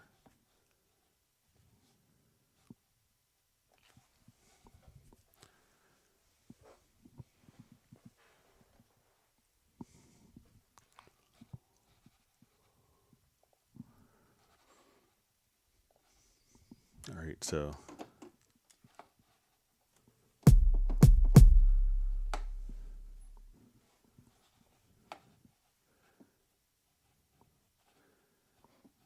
Okay, so let me just open this up.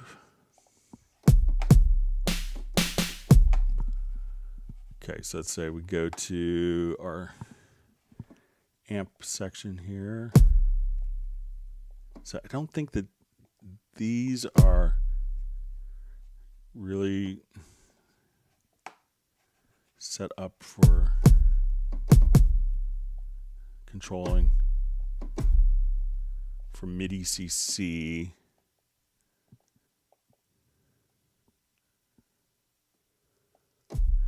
So if it's like these particular, like for the envelope, you know, I think we can control like the envelope amount, but I don't think that, I think the intention is that this might, you know, like these parameters, you could right click and learn a CC, but I think for the envelope that there isn't that functionality, and I passed that along recently after another live stream, but I don't think that there's a way of controlling these directly from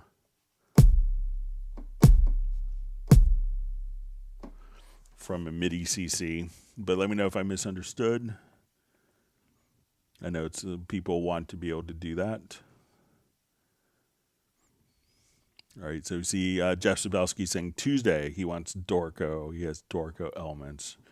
All right, so since Jeff Sabelski is looking for a full version of Dorco, we'll do that, and I'll make sure not to ask one of the trivia questions about Jeff Sabelski, which was in our first round of Cubase, Club Cubase attendee trivia. Is what instrument Jeff plays, which is oboe.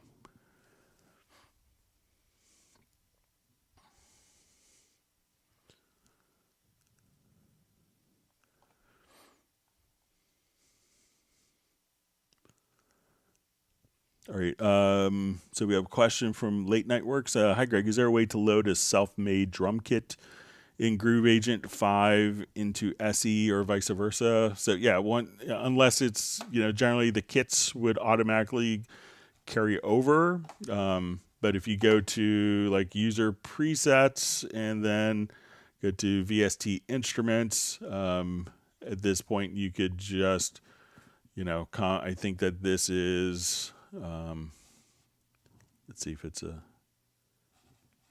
Groove Agent. So it's a Halion Sonic, but yeah, so you would just find it directly over here. So just sharing some insight, and this might be with iLock.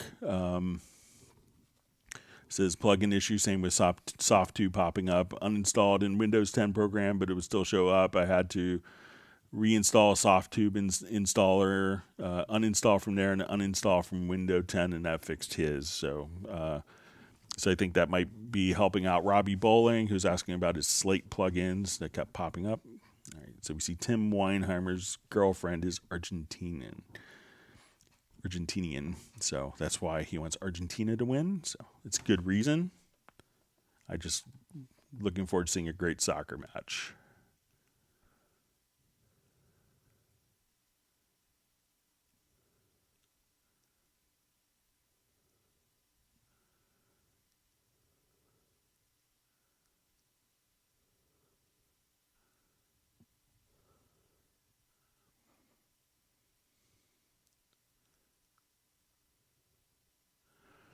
All right.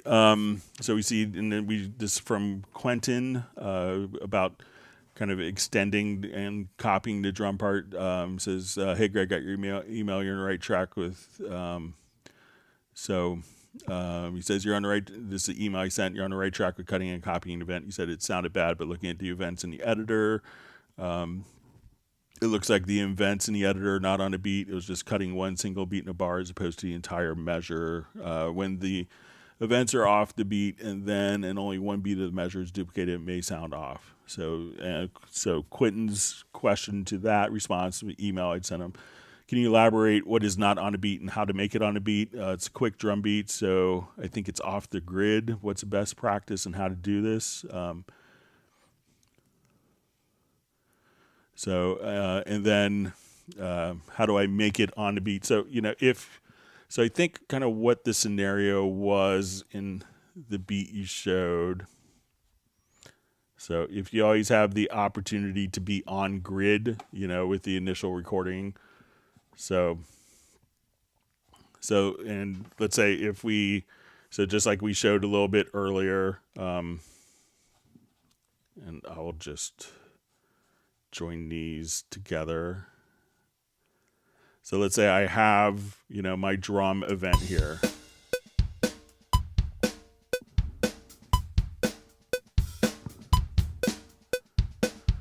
All right, so, so one of the things was that we just, and kind of the first part was, why can't I, so, extending this doesn't extend the data within the part, but it extends the container within a particular part. So, and what had happened in the video that you sent, instead of a whole measure being played, you only took the one beat here. So you took beat 4, and then you duplicated beat 4. So it's not playing the whole. So not a bad train drum beat. All right. But when you look at the part, also, when you look at this in the drum editor,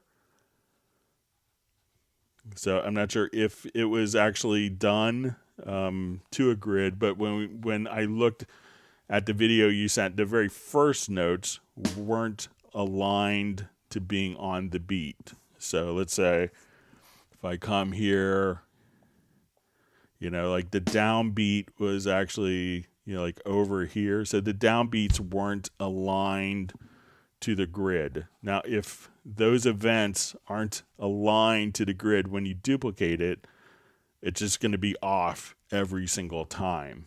So, I would maybe start by quantizing the particular area and then, try copying like a measure or 2 measures. And you could just kind of come over here, hold down the Alt or Option key, and just duplicate like that. So now as we do this, it's going to be kind of on the grid.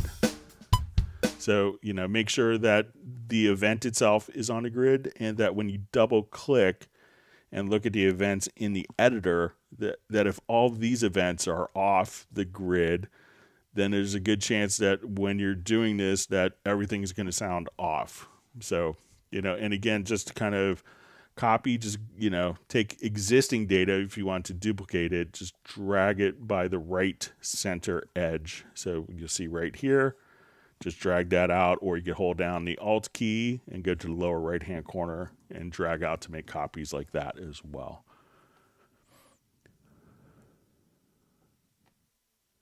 And if you wanted to, copy, let's say we elongate this event here. So if we elongate the event first, if you want to copy it within the drum editor, just come right here. You could select those events and hold down Alt or Option, and you could, drop it where you want. You could enlarge the part, and then you could have that one part there. So I'm just going to hold down the wrong keys. So now if I just want to copy, we could enlarge the part and just copy within the editor if you want. But make sure that, if it doesn't sound right, that's probably, if it's not lined up to the grid, and then when you duplicate stuff, it's hard for it to sound right if there's no grid for it to work from, to have as a reference. So let me know if that helps, Quentin. All right, wonderful. See, Mark Winslow from Hawaii, thanks for joining us.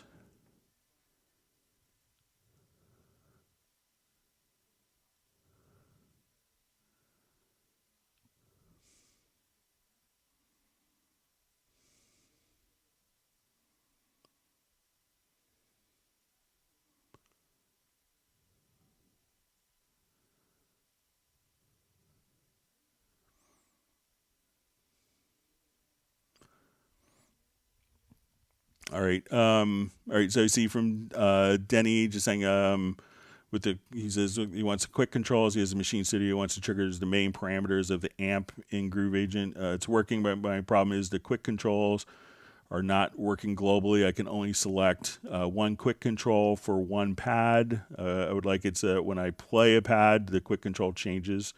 For this, for example, I have a kick on pad 1 and a snare on pad 2. All right, so let's take a look at it and see if we can. Okay, so let's say if we're here, let me just go back to a different project. You do this with Beat Agent Kit.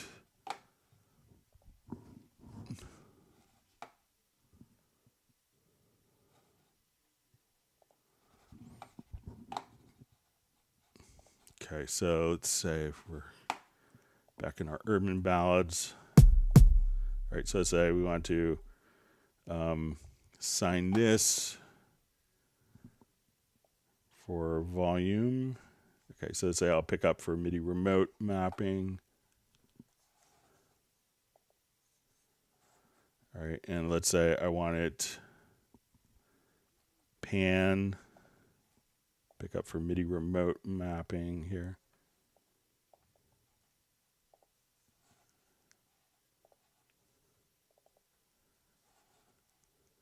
All right, so now I have all right, so let's see if I come here. All right, so I could adjust using my MIDI remote here. So we're seeing this adjust, and let's see if we go to this, if now we have to assign that. So without having to assign that, so because here it's going to be assigned to the particular pad. All right, let me see.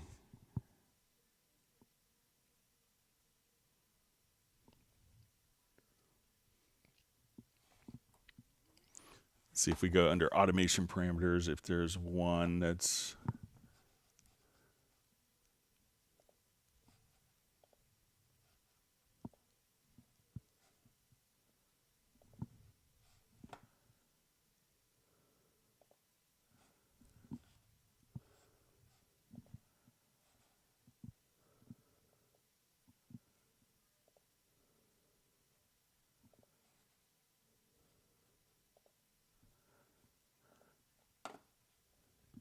you might be able to set this up, maybe.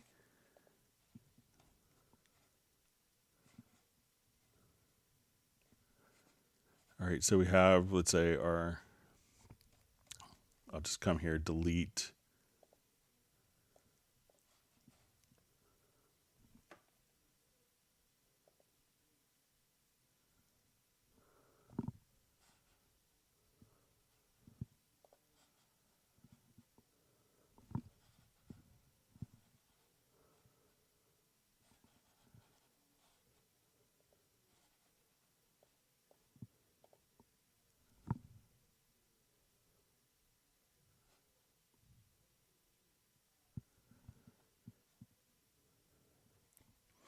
Okay, so do this, and I want it to go to whatever the selected pad is. So I will play around with it some more over the weekend. If you want to send me an email, just as a reminder, to clubcubase@steinberg.de. But check if you go to options, and I'll read up on this. And let's say we go to global and then go to automation, but there's a global page here that maybe we could set it up there, but I'll do some more reading up on it and see. But I understand your question. I'm sorry for that workflow hindrance. All right. Thanks for all the questions. And again, if you've learned something new, make sure you do hit the like button and subscribe to the channel.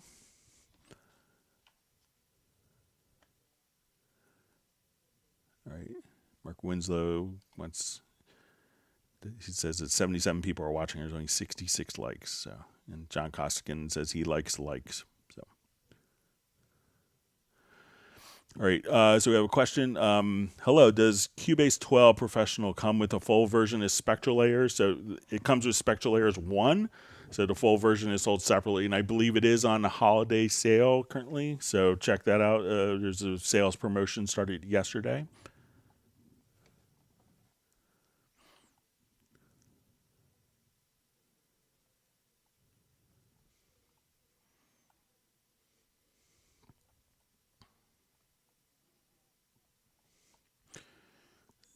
So we see, so either way, regardless of upgrading to Pro version from Artist version, Spectral Layers is still Spectral Layers 1 version 8. So I think it's the Spectral Layers 1 version 9 is the current one, but it's not going to be Spectral Layers Elements or Pro, so that's not bundled. That's only sold separately.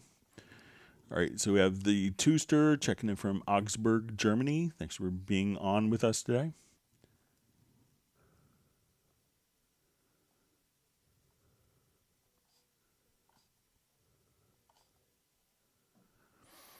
All right, so we have a question. If I add one of the mastering presets on my stereo out, would that be considered basic mastering? Really makes the mix louder with no clipping. I use the EDM4 preset. So a lot of people, many people could have different definitions of mastering. So, doing kind of master bus processing, if you ask a mastering engineer, they probably wouldn't think it's mastering. But if your project's never going to go to a mastering engineer and it gives you the results that you like, go for it. And you should be able to, have, it's really just whatever makes your project sound good and whatever works for your workflow. So you can consider it basic mastering.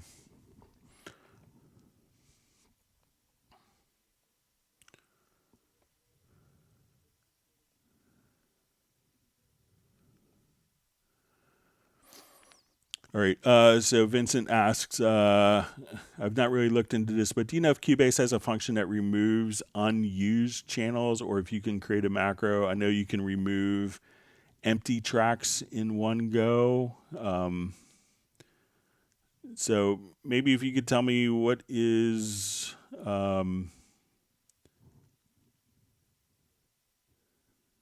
Yeah, what is the difference between, Vincent, maybe if you could tell me what the difference between an unused and an empty, if there's a distinction between an unused and an empty channel. So, you could, and I think I've made a project logical editor for this where you could say, I may not have it on my...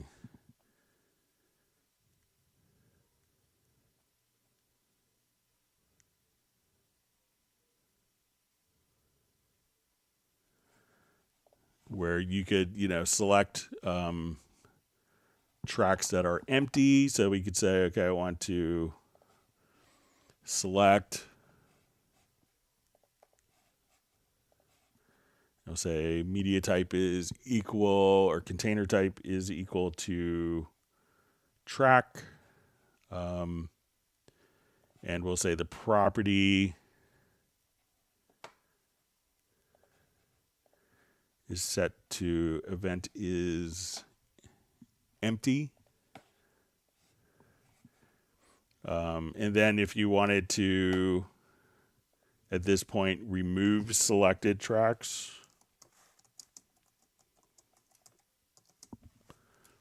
under project, I think there's a remove selected tracks. So now if there's no data on the part, I could just have those particular tracks automatically removed just by running that project logical editor preset. So if I wanted to see all So you could set up something like that. But if there's a distinction between unused and empty, if you want to let me know that, and maybe I could advise based upon a clarification.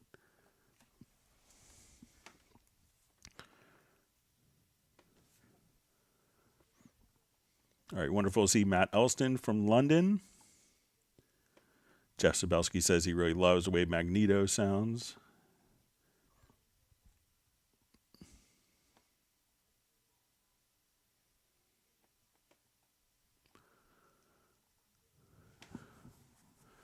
All right. Hello, everyone. Greg, does Cubase have in the chord pad the harmonic minor scale? Because I see only the Aeolian mode chord progression. I mean, G harmonic minor. So it's, I'm not sure if it's one of the presets, but let's come over and take a look.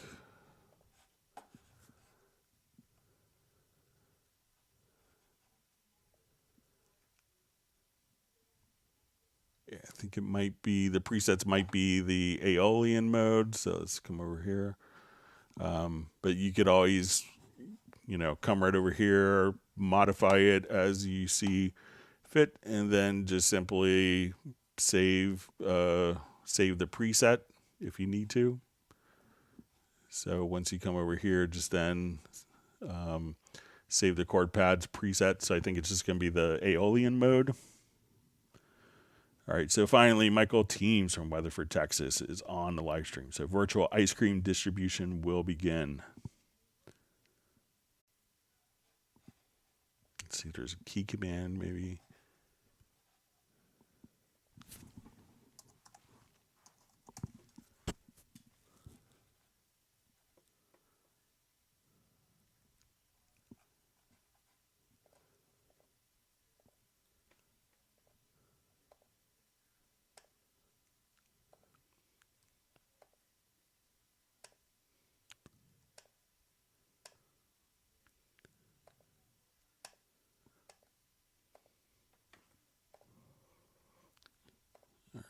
Let's just go through.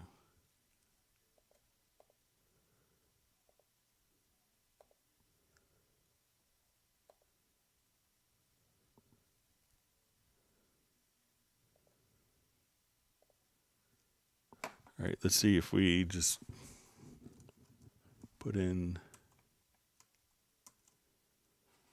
Yeah, so I think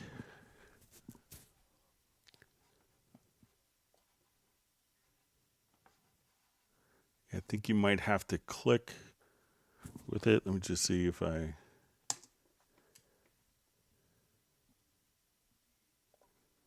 So I think it is going to be, I think it might require a click.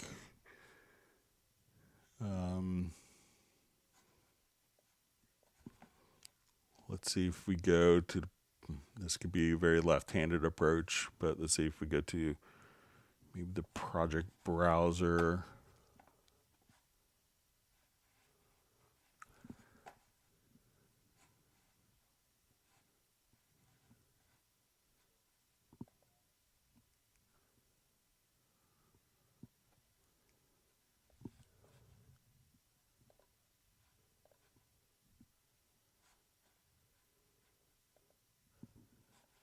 Yeah, I think it will require a click, but if you want to email me, I'll kind of play around with it and see if I come up with anything. Sorry about that. All right, great to see Gerald Ely on.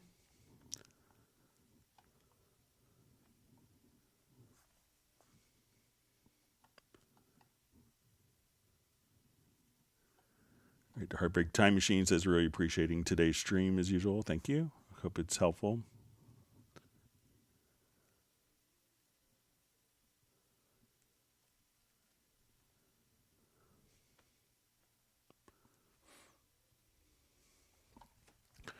All right, so we have workflow question. Did a live recording 2+ hours with applause. Static band, 20 different singers, want to produce a live CD, one of 20 projects. How to export without breaking the applause.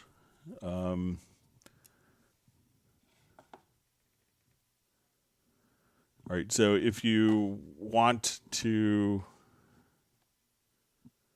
so let me just take, let's say this is a live recording. Okay, so imagine, and this could be, I'll just open up a different one. We'll imagine that it's,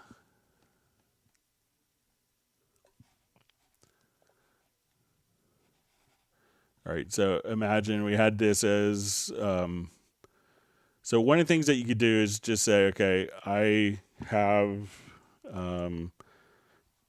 let's say this is piece 1. All right, so I'm going to just insert markers. I'm going to add a marker track. Okay, so we'll say pieces. All right, or song. Okay, so we have a marker track already. I'll do, let's add another marker track.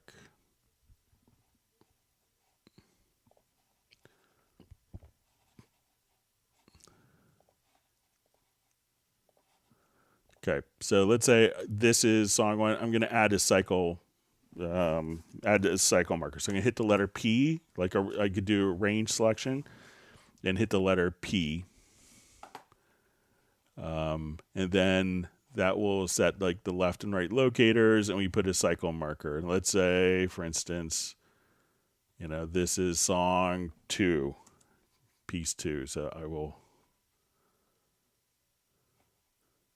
come here, and let's say, okay, we want this to be piece 2. So we'll add cycle markers. And you could just make sure that these are all just kind of lined up appropriately right next to each other. So let's say song 3. So each song could have a different set of cycle markers.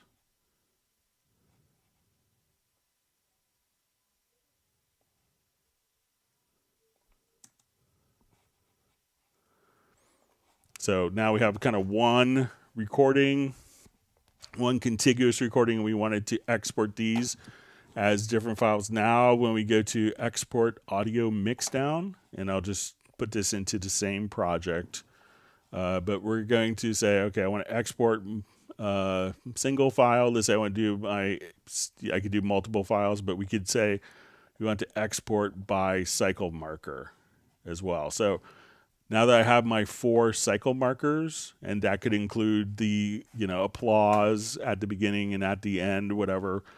So now when I say export audio, I'm going to put these into the same project. We're going to have, let me just not do this in real time to save everyone.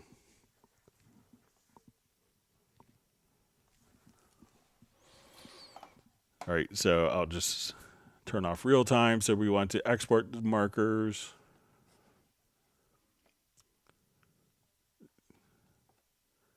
So we could use the cycle markers to kind of differentiate each of the 20 pieces in your example. And then that's going to generate the audio files. And this could be a stereo mix or a multi-channel mix. So as we just do this, we'll take a look. There's each of the songs kind of broken down directly right there. So break it up, set cycle markers. You have a position marker and a cycle marker. So set cycle markers around. Then when you go to export audio mixdown, make sure that you have, for the export range, you can do locators or cycle markers. Choose the cycle markers. And then that will break down like your 20 pieces into 20 pieces that were all in 1 2-hour audio file into 20 individual pieces. So let me know if that's helpful.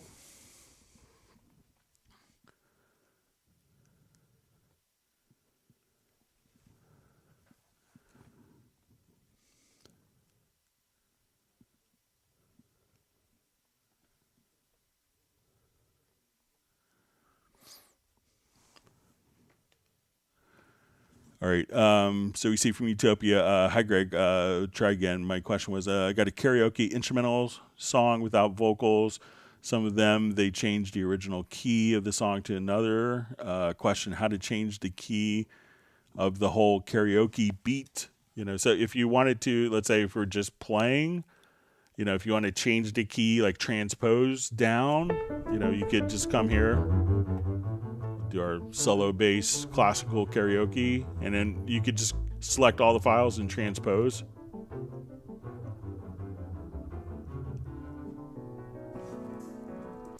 And so I'll just do another example here. So let's say we'll go to, don't have all those in musical mode. So let's say while we're playing this, if we want to change the key,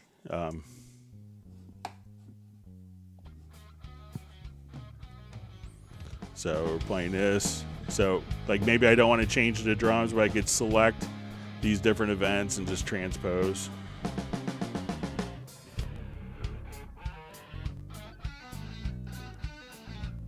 And you could just change the key just like that. So if you had a karaoke track and they changed the key, or you want to change the key to a different key, you could just transpose on the fly just like that in real time.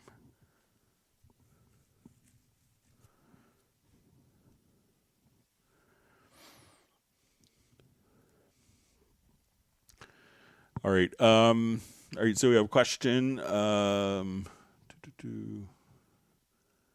me see.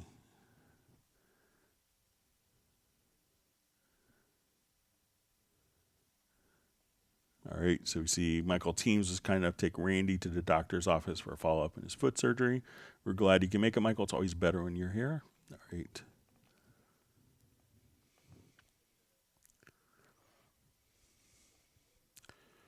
All right, so we see a question from Pete Franco. How can I record a sample and play it back on the keyboard and have the pitch match the note I'm playing on my keyboard? Okay, so, some things you could do is, let's say we have just come over here real quick.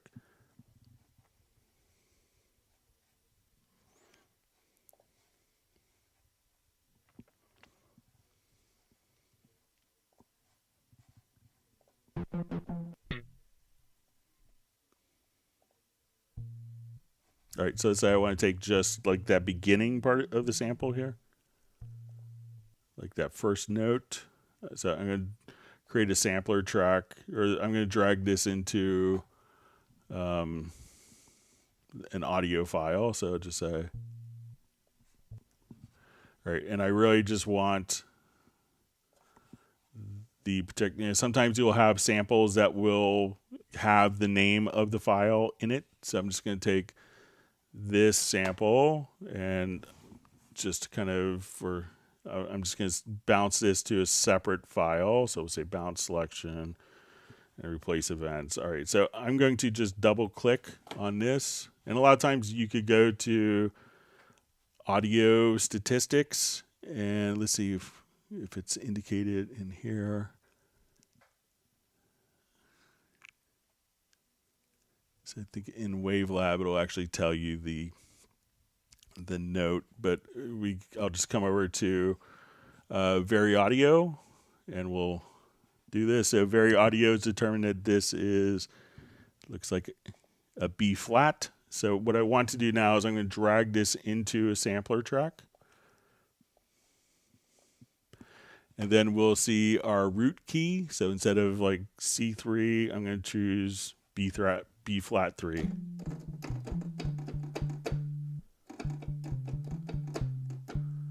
So if I add a different instrument, if I was clever enough, I could come here, and now when I play both these together, they should be, and I'll just take this volume down.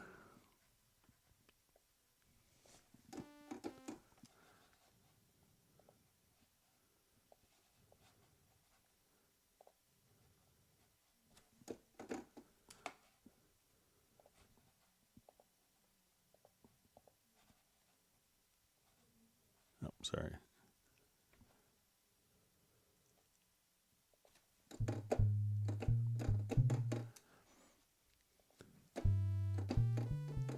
So that way, you can figure out what the actual, let me just replace this sample in here. All right, so set this to, so now you could hear that they're both playing the same pitch. So you could determine the pitch of the audio file using Very Audio, and then drag that into the sampler track. And then once it's in the sampler track, all you have to do at that point is set the root note to match, the root key to match. Then you should be all set. So let me know if that's helpful, makes sense.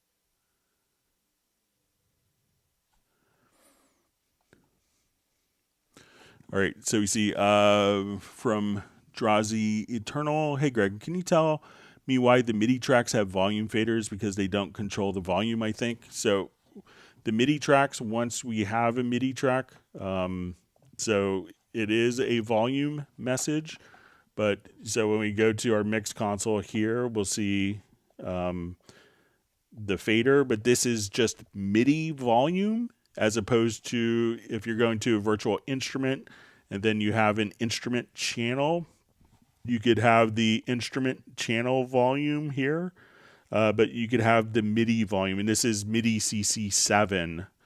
So that's why there's a volume there. So if you do write your volumes via MIDI CC7, as opposed, like if you're going to external instruments, like you're sending MIDI out into like traditional keyboard, like a legacy keyboard, if you will, at that point you'd use MIDI volume 7, like CC7 for that. So that's what that fader does. So it does work. It's just not the volume of the instrument, but the instrument will probably respond to CC7 as well.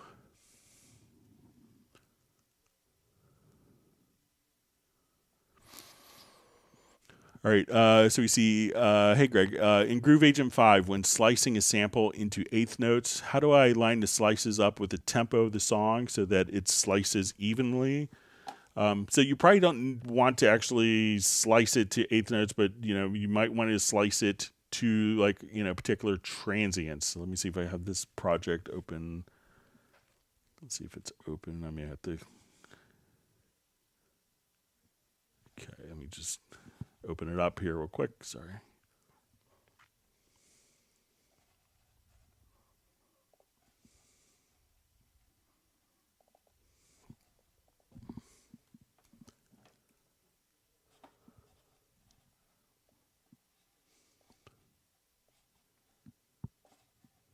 Okay, so let's say we have just a groove agent here.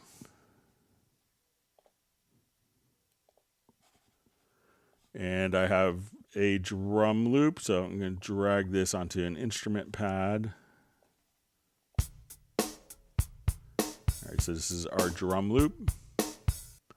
All right, so, generally it's going to work better not when you do slices based on time for the most part. So let's go to our slice tab, and then we're going to say create slices. So we could do it based on grid, if you wanted to do it based on a grid, but probably what's going to be more accurate is going to be the transient. So once, so here you could choose the grid, but that may not be as applicable. I would always kind of err on the side of the transients. So now that we do this, it's going to make a pattern. And this pattern, in essence, when I drop it onto the grid here,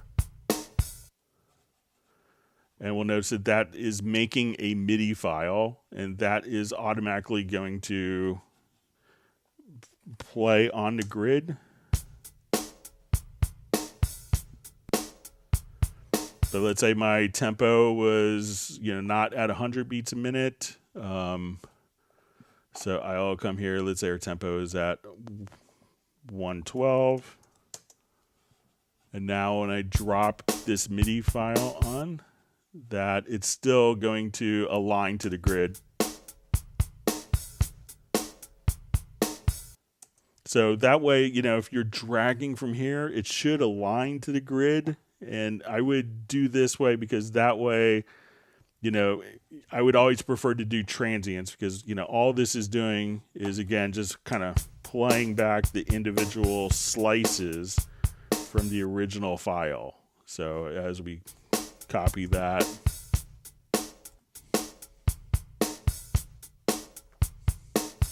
but if I change the tempo here to, you know, 100, it's just going to play back whatever tempo you want. So so you shouldn't have to do anything special with that. So let me know if that makes sense.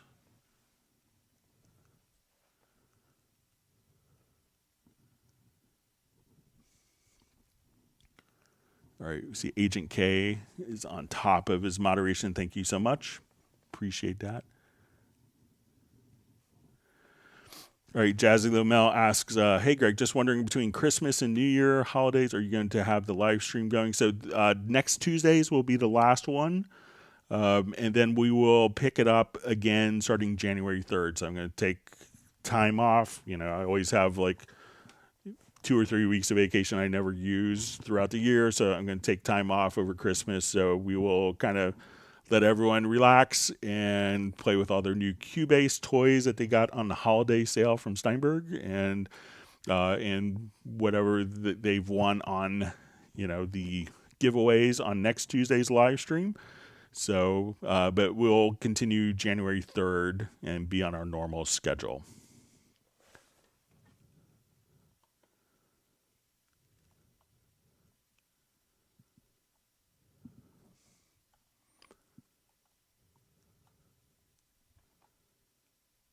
All right, my chat field just jumped. Okay, so a question. Let's say my song is 120 beats per minute, and I want to import a groove beat that's 170 beats per minute. If I drag and drop it, the beat turns from 170 to 120, and it's much slower. How do I keep it at 170 beats per minute for drums? Okay, so if you, let's say our tempo in the project now is, let's say 100 beats a minute. So, and I take a drum loop. So we'll say, okay, I'll just audition a couple loops here real quick.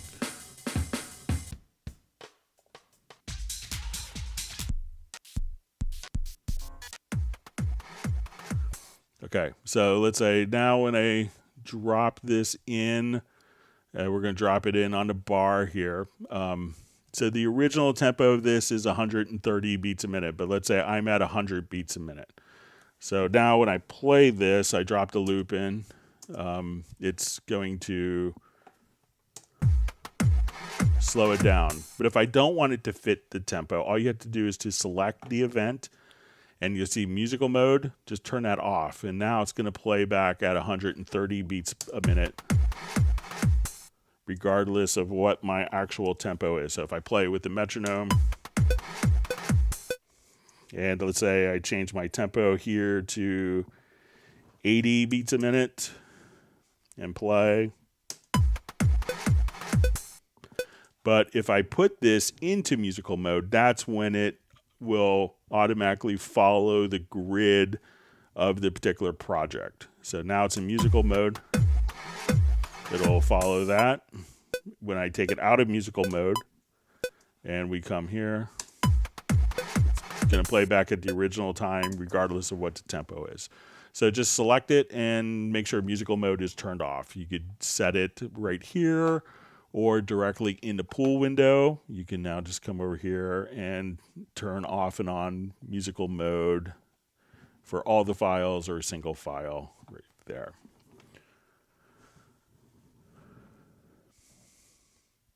All right, wonderful to see Best Korean Jesus on the live stream. Glad you could join us.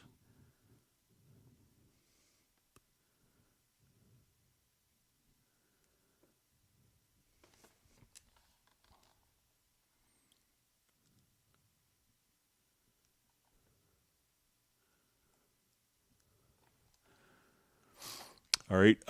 So we see, hi, Greg. What happened to the vocoder that was in Cubase, and are they going to bring a native vocoder back? So I know that there's been some requests. I think the vocoder in Cubase hasn't been in maybe like 10 or 12 years. So it's been a long time since there's been a native vocoder, but I'll make sure to pass that along as a feature request. So.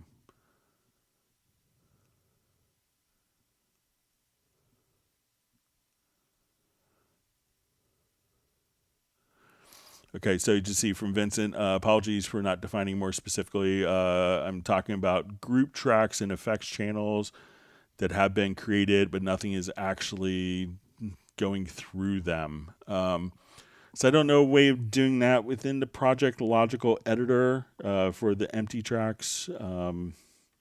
But if it's a concern about like CPU performance, if nothing is going on, and if you go to preferences and go to plugins, if you have suspend VST3 plugin processing when no audio signals are received, those actual tracks won't take up processing power. So if you have a bunch of plugins loaded and they're VST3 and you turn this on, they're not going to take any processing power, but it doesn't necessarily hide them. So I don't think that there's a way to select based on a particular routing. Like within a project logical editor, we could set a particular routing to it, but we can't necessarily choose tracks based on routing. But if it's VST3 plugins, it's not going to take any CPU if it's a VST3 plugin with that preference checked.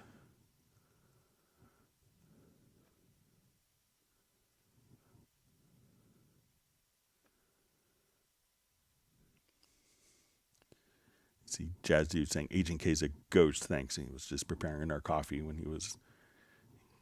he flies under the radar and gets rid of all the bots for us. So thank you, Agent K. We appreciate you making a better environment.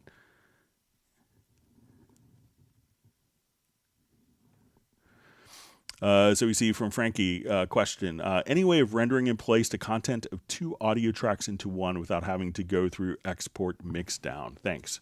So yeah, all you have to do, let's go to a different project here. Okay, so let's say I want to take all these files, and let's go to render in place. And I'll activate the project first, which will help. So we'll go to edit to render in place.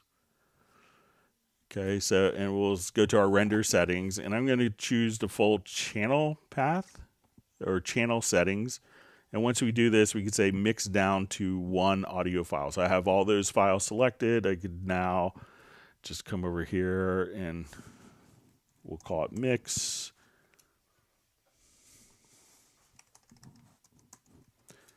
And now as we hit render, all those will be rendered down to one mix down file. So select multiple events, and you have to, so once you select multiple events and you go to the render in place, just make sure that you have the channel settings, and then you can have, if you have the channel settings or higher, then the mix down to one audio file will be an option. And that way you don't have to export audio mix down. You can just render in place and internally render the files with all the different effects settings and processing.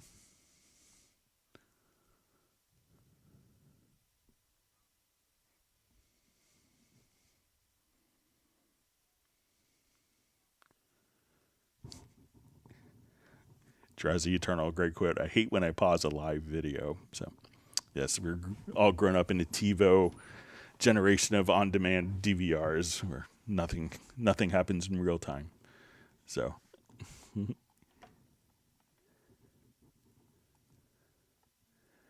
right. So we have David M joining us. He says we are live again. So thanks for joining, being on. All right. Gerald Ely says he likes that trick to set the sampler track keynote to match a loop. Yeah, so glad you're on. And in the chat field, I'm about 2 hours and 28 minutes in. So I'm catching up. I'm about 15 minutes behind.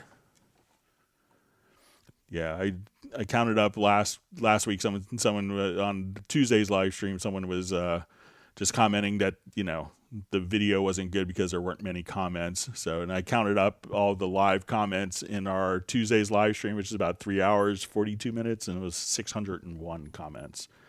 So we have a good engagement rate, I guess. So.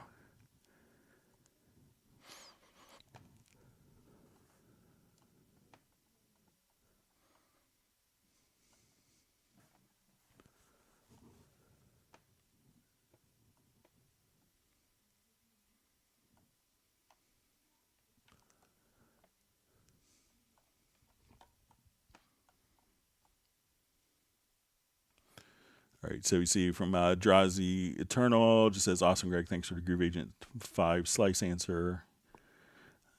Enjoy your day. And looks like I got a beer stein. All right.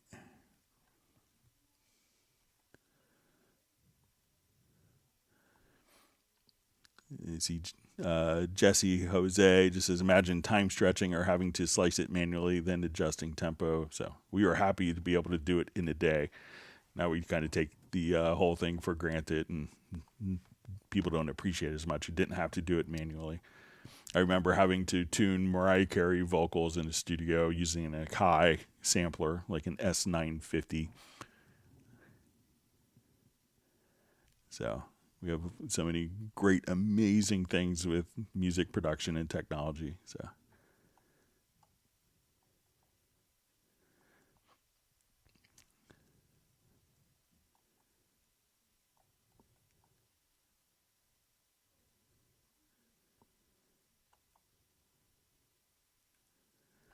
All right, so we see Spike Williams just says he can't wait for the next quiz. I'll get some extra trivia quiz points. So,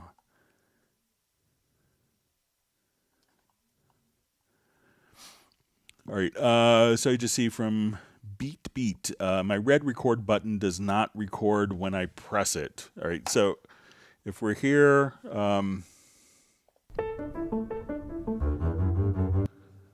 So let's see if we don't have any inputs.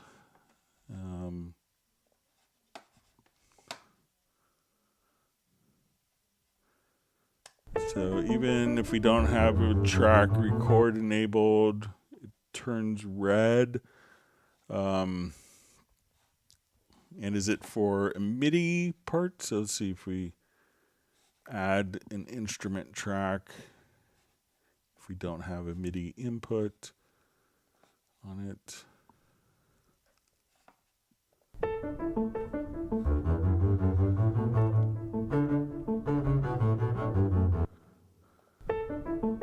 So it seems like even without an input or,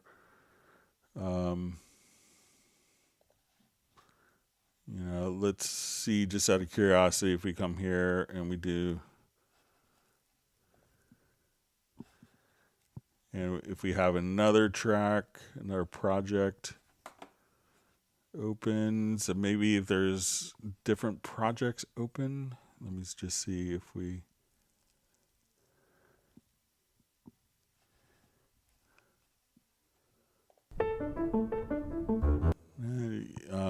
yeah, so I'm not sure what would cause that. Yeah, but if you could let me know if it's for a MIDI track or an audio track, but it seems like it should be able to kind of show you what's going on with that.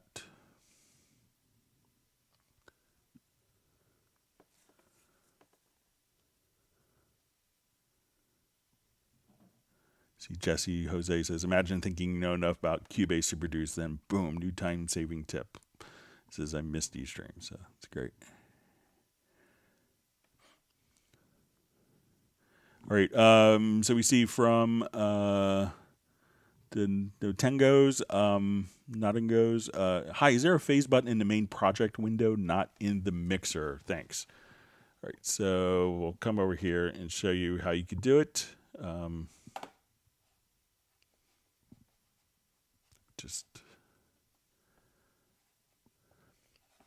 right, so let's say while we're playing, I'll just revert.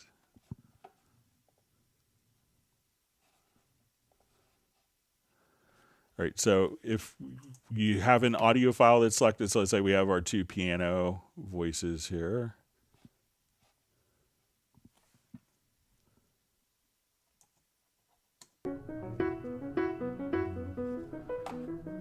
So I could select one, and then we'll see phase right here on the project info line. So we could just come here.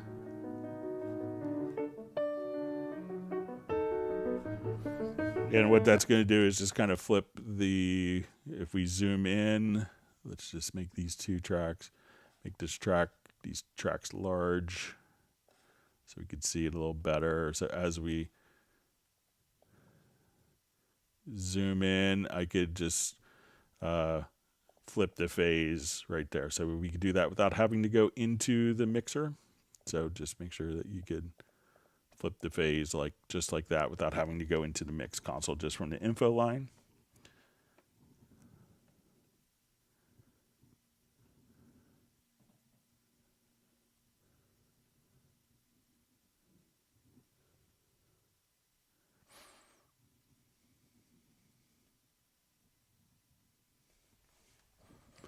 All right, so we see Eddie on drums. Clark asks, in the scoring page, using a drum set layout, how do I show the notes in the staff, like in drum books, and make them sound correctly?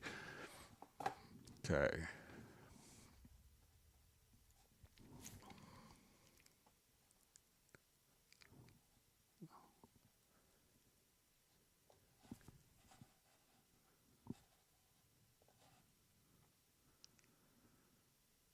All right, so this kind of ties into like the drum map. So I'll just revert this.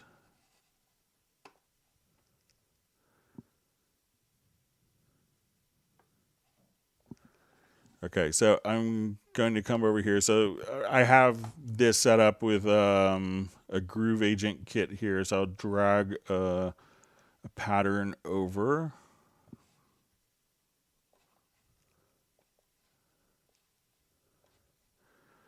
Okay, so, and if we're doing this with Groove Agent, you could actually come over here and you'll see like we could automatically create the drum map from the instrument. And there's also the drum map setup. But if we go to the drum map setup, so often what you have to do is, let's say we're on this particular part here, we could change the note head shape for, so if I want it like my kick drum, to have, so say, okay, my kick drum, I want it this particular, notation style, and then hi-hat, I wanted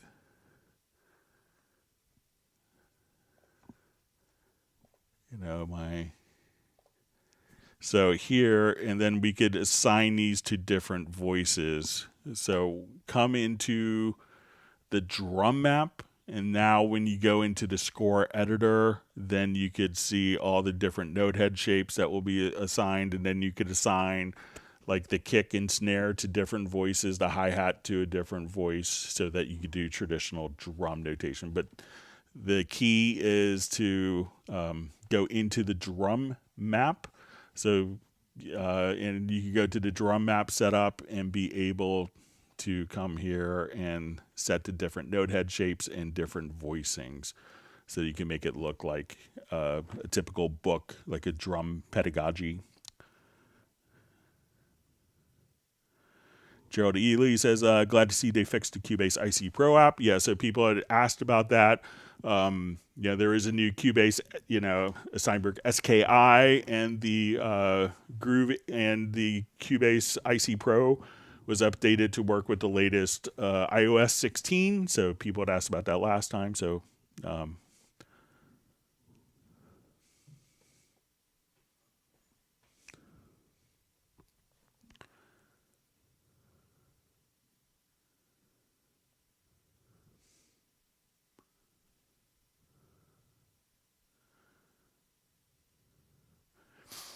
All right, so we see, all right, from Jay Hatchie, says, yes, but when you do that with musical mode and you have MIDI tracks as well, they never stay in sync for me. I think the topic needs to be spoken more with DJs in mind when sync matching beats in Cubase.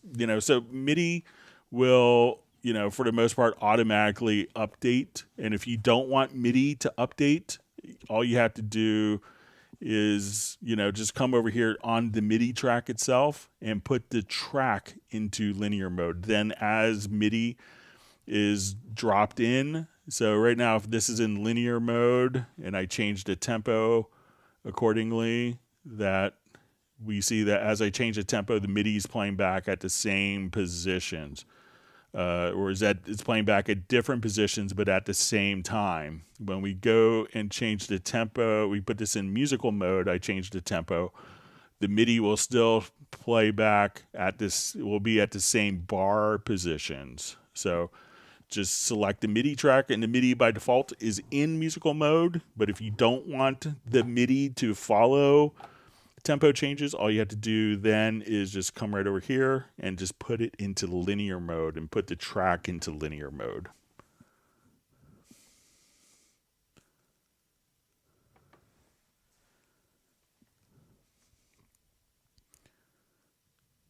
See, Drowsy Internal says Greg is like Morpheus and Doctor Strange combined for Cubase. I hope that's a good thing. So, all right. Thanks for the kind words. All right.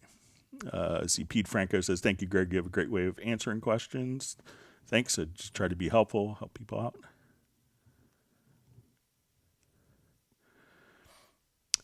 So you just see Jay Hatchie says, hi, Greg. Fair play to you. You're some man to keep doing these. So it's, it's a real joy to help people out and kind of helping people realize their creativity. So, so I really enjoy doing it. I'm just glad people keep coming back and asking interesting questions. If people ask boring questions all the time, then it probably wouldn't be as interesting. It's really interesting because of the wonderful questions that we, get to ask. So I generally learn a new thing in live streams as well. Usually everyone, I'll learn something new.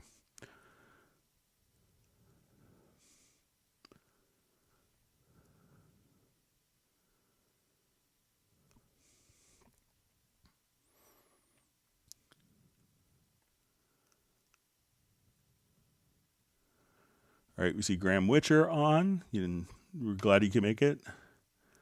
We hope that we know that you're in the middle of moving houses and resetting up your studio. So we hope you get it all done and have a chance to relax over the holidays. Okay. All right, so we see 10 centimeters of snow in Montreal. Yeah, we got like yesterday in the Washington, D.C. area, we had 18 hours of straight rain. So we're about 5 degrees difference from getting a huge snowstorm. But my son's school still got 2 hours off for rain. All right.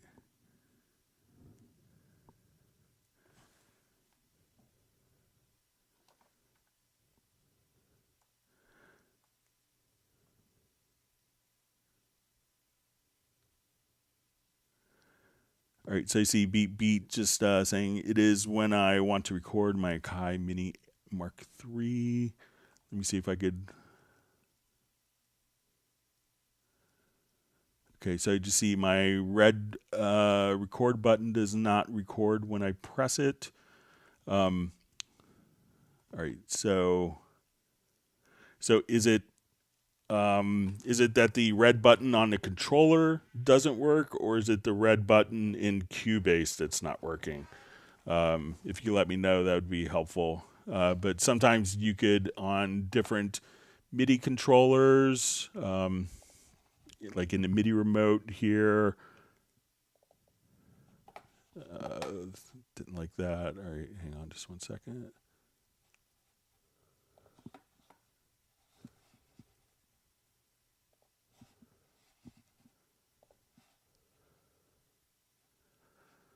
So in the MIDI remote, that there's a way that you could have it set to transmit like information back to the controller. So let me just come over here.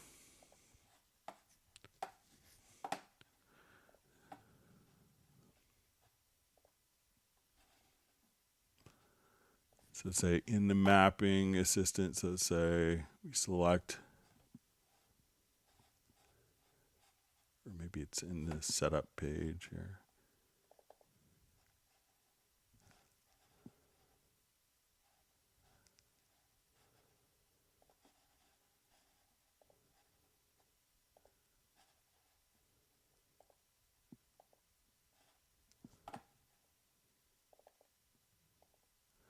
But there are settings to so that the actual remote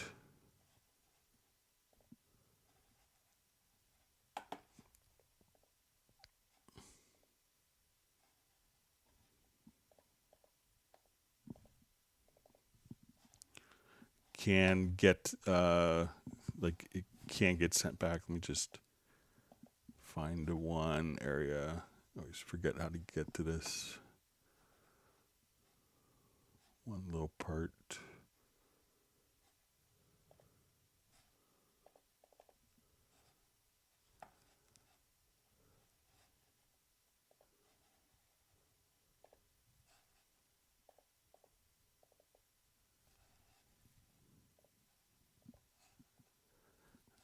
But yeah, if you could let me know. But there is a way to set each of the buttons to actually receive data coming back in.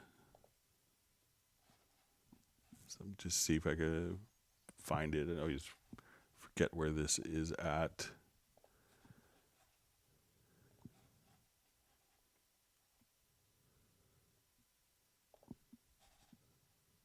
Yeah, so if you get to the MIDI controller surface area, but there is a transmit to hardware.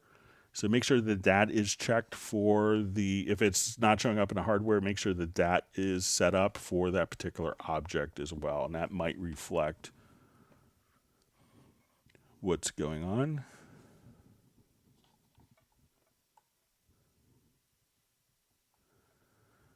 All right, and then so I could just see I can press the button, but nothing records. So I'm not sure if you're trying to record MIDI data or if you're trying to record like audio using it as a control surface. So.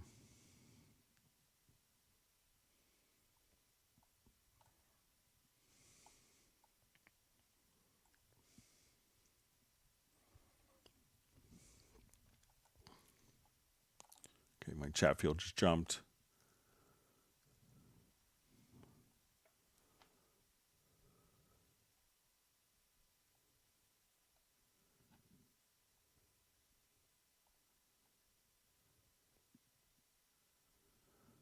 All right, so we have a question about Ambisonics. Says I create a send to effects. I cannot hear it. Is there a workaround? So make sure that when so say we add an audio track and we have the configuration as let's say our third order Ambisonics. Okay. Make sure that when you go to add an effects channel, you might have to make sure its configuration is third order Ambisonics as well. So make sure that when you're doing that, when you add the effects channel, that you have its channel configuration set as well.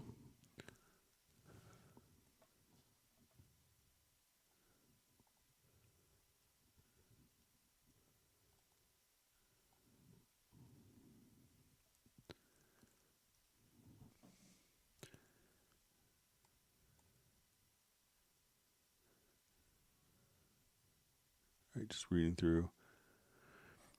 All right, so we see a question. What's the best computer for music production?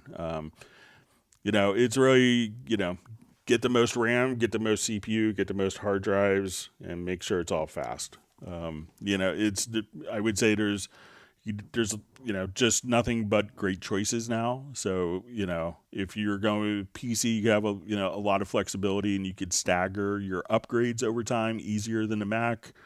But Macs work really well. So I work for, my office, my company provides a Mac for me to work. And then my personal work, my personal studio is all on Windows. So to me, they both work great. My running line was always like, both operating systems are great and they both suck. But they err on the great side now a lot more than the suck side. So, but there's not a huge difference between platforms to me. All right, wonderful to see Brian Sawyer from Beulahville, North Carolina. Thanks for being able to join us.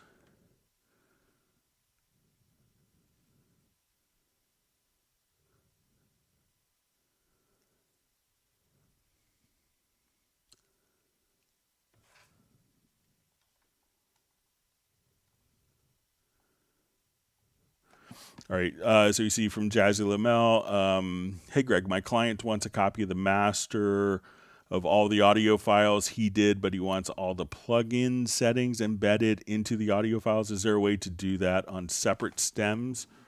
Yeah, so all you have to do is, let's say, if we had a number, like we have audio, we have processing and plugins on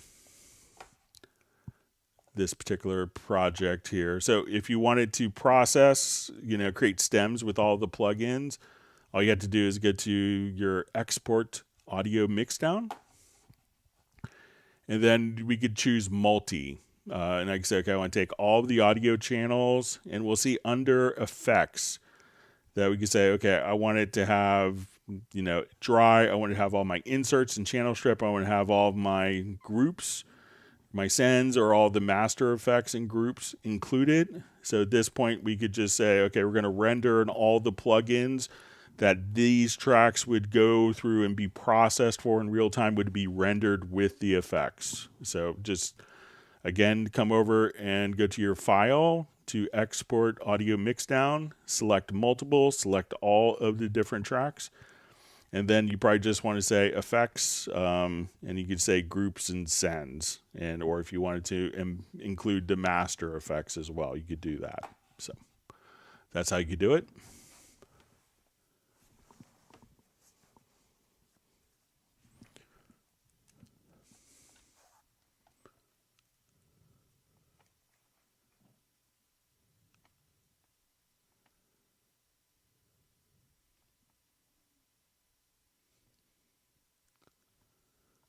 All right, reading through comments.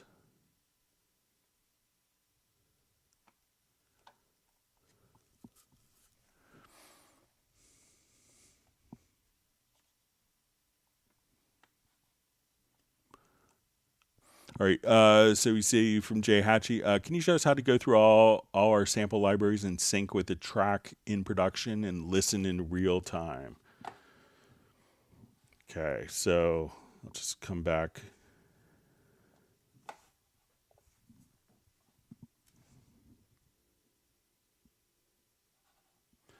All right, so let's say here our tempo is like 100 beats a minute, and I wanted to audition different drum loops. So when I go to media, I want to, let's say, okay, let's go through my samples here, and I want to go through drum loops. And then we could actually just come right over here, and you could, choose to preview, but you could also just, by default, autoplay, and you could choose to align beats. So let's say as we're playing, now I want to audition.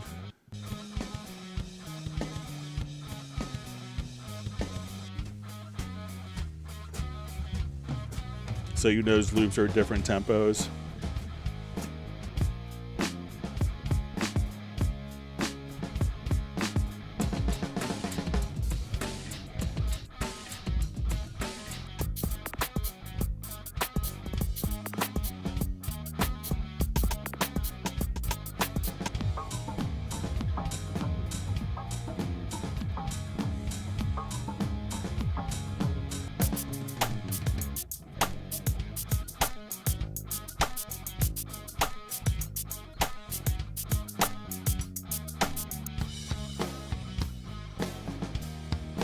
So, and that's all you have to do.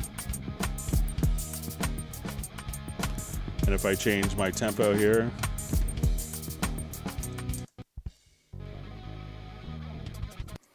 so, you know, we could just have all those just follow right along as we do it. So,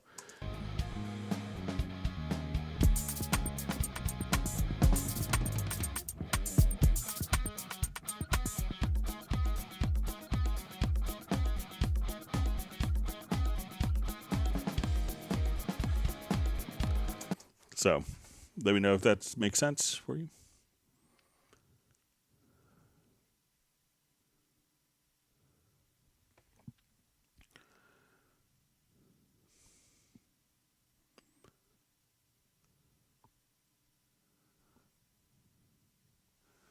All right. All right. So just see from Dennis Stainer, Ontario. In supervision, can you see the loudness true peak on a track to make sure the true peak always stays below 0, so you know whether your processing is too hot? You know, I think so. You know, it could. Let's go take a look. So let's say if we.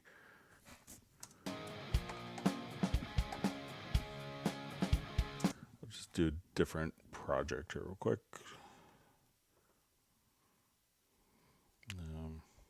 Here we haven't played this one in a live stream or two, so.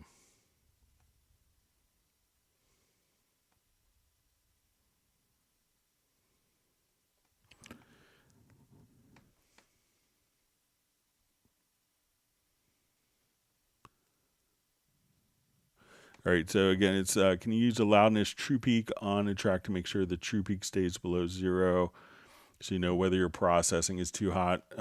So one of the things that you can do is, you know, if you have like a particular file, and let's say it's been rendered, you know, one of the things you can do also is just look at statistics. So if you select a particular file, you could see. You know, so if you take your rendered file, you could see what the actual, you know, levels are. So you could see what kind of your integrated loudness. So with this, we can see, oh, okay, maybe I should back off the integrated loudness. So it gives you kind of in your maximum true peak level. So you could see that kind of statistically, but you can also get a sense of it.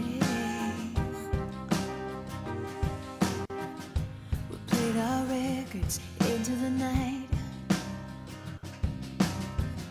I turn it up, you wouldn't mind. So say up until now, that was I'm probably using maybe the level histogram. Might give you an idea. So you could see and you could set, you know, how long that these will hold for. But once the file has been mixed down, you know, don't forget, you know, this is a really powerful tool, is just the audio statistics as well. So you could use that as an option. Okay.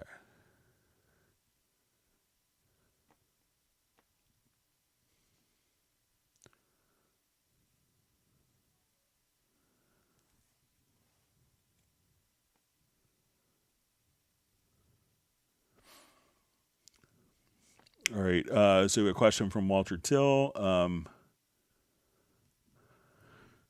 Is there a way, if I do a cut over the entire project, to select everything what's to the right of the cut, including markers, to move it right concerning audio books?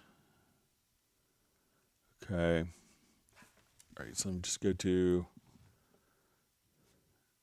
back to this project here.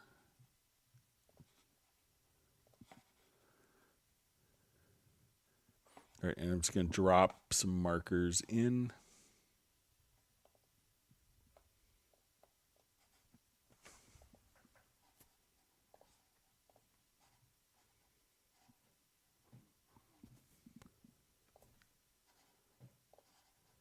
Okay, so we have some markers. Okay, so let me see if I can figure this out in my head. Okay, if I do a cut over the entire project to select everything that's to the right of the cut, including markers. Okay, so let's say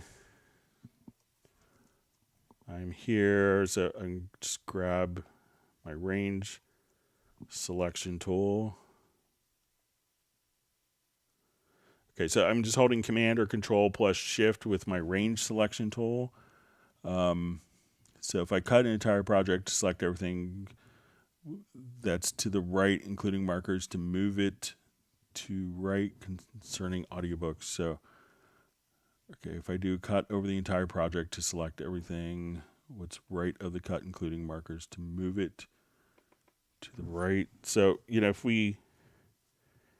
if I come here and just, let's say I could delete. So I'm not sure if you want to do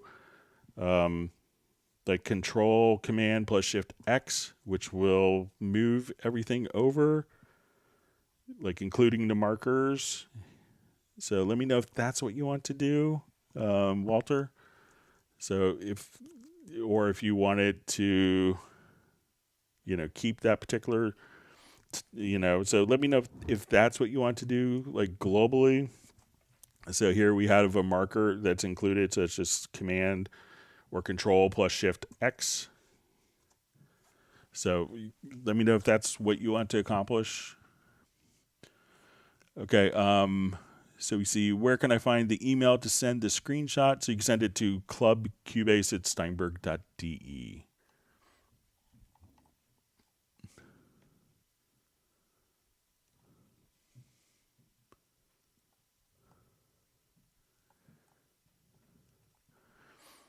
All right, so you see from Jay Hatchie, do you need a control room set up for this to work? Let me see if I could find the question. Yeah, so and I guess that's referring to auditioning through the different loops. So the control room makes a lot of sense. So I would do it with the control room, but you could probably do the same functionality if you set your main output as the as the primary output. So if you go into your audio connections, you can say your outputs, and then if you set this to main mix, you could probably do it. But I would do it through the control room because it gives you a lot more benefits, and that's with auditioning the loops with the project. So.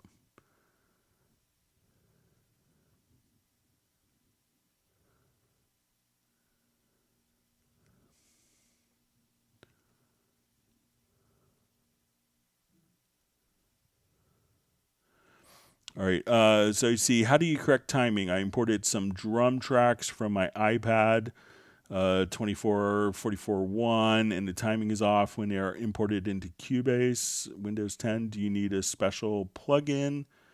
All right, so when you do that, go to the project setup, first of all, and make sure that it is at the same sample rate. So you don't need a special plugin to do that. You should be able to just... so if it's, so if the timing is off, check to make sure, Brian, is not just a sample rate issue.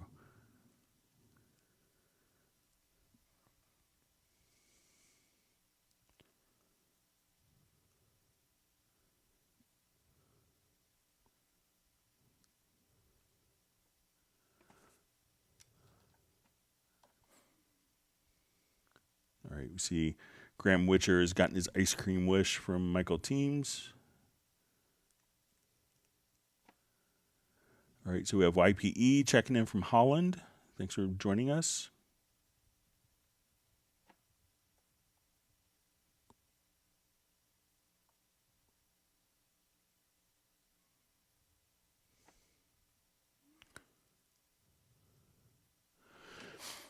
All right, so you see from Jay Hatchie says it doesn't sound right, tight enough for me. It's like a bad DJ mix when listening back. The sample don't sync up all perfect. Realize that different samples, like when you're playing a rocks thing, that's maybe more straight on the beat versus something that has a lot of swing. That those timings aren't going to work even if they're exactly the same tempo, and that's why you could ask many drum players and bass players who have different feels and swings, and why it doesn't sound right is because they're not locked in. So it's not that technically they're playing at the wrong tempo. It's just that, there are different amounts of swing and groove, and that's what makes a lot of beats unique.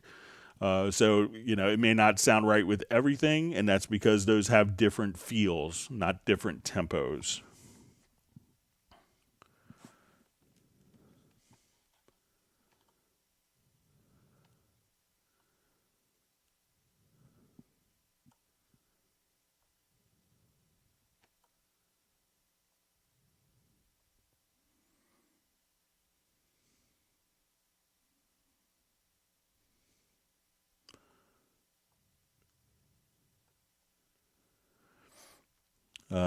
So you just see from Brian, question is maybe to the group. Has anyone ever independently tested the system timing with a separate clock to determine if the program is rushing or dragging, especially when doing live recordings?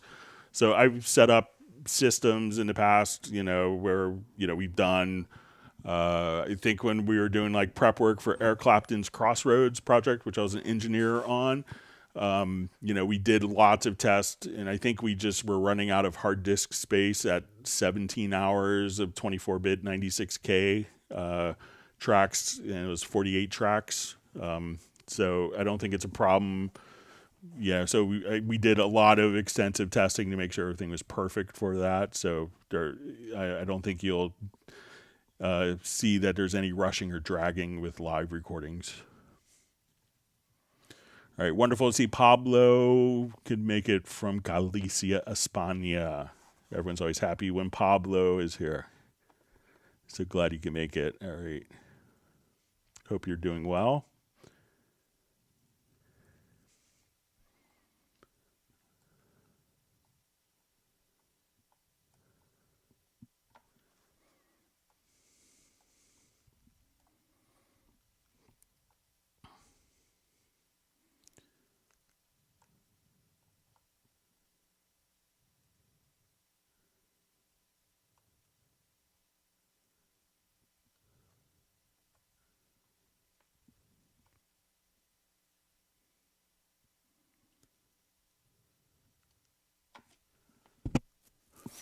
All right, Jazzy Lamel just says, hi, Greg. Also, I forgot to mention that the client wants to speed up the song to a different tempo, but the whole project is in audio already with 48 tracks. Is there a way to do that? So certainly. So all you have to do, and just like we showed earlier, is just, once you know what the tempo of the tracks are, put that tempo information in.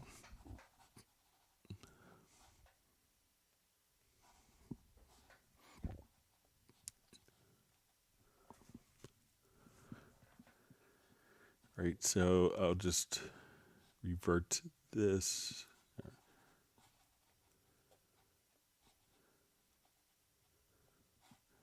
All right, so all you have to do, again, is you could go directly into the pool window and just control Command P. You want to make sure that everything has the tempo assigned to it, and you could select all the files and just say, okay, you want to place it into musical mode.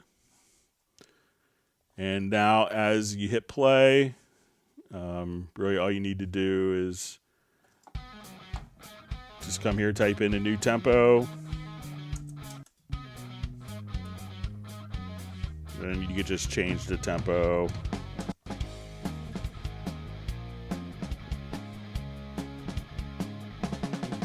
So if I want to be 88. So you could just change the tempo after the fact. If your client doesn't know how easy it is for you, tell them it's going to take you a lot of time and painstaking effort, and charge them for a couple hours, and and just do it in about 3 minutes.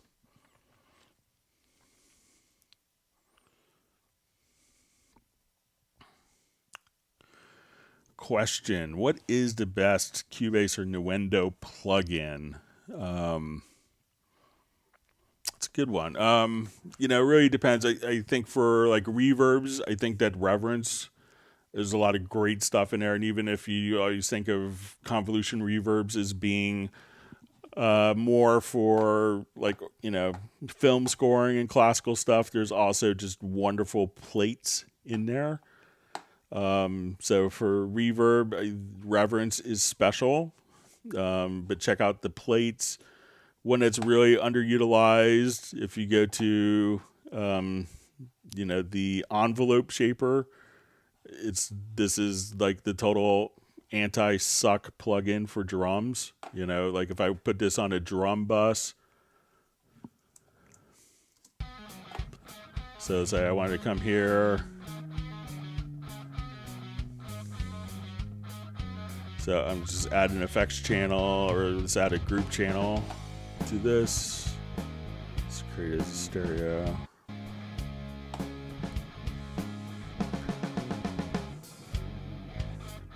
So now I'll just drop in the envelope shaper.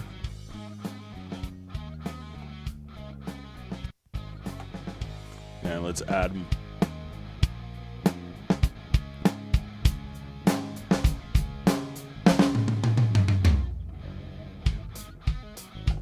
So even without really changing the level much, you could just.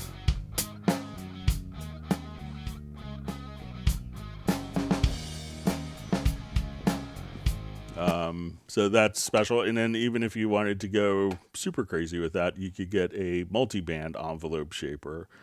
Razor is pretty amazing squasher for more dynamics. If you want to spend 4 days in a delay plugin, the multi-tap delay is pretty astounding. For really creative stuff, check out like the FX modulator.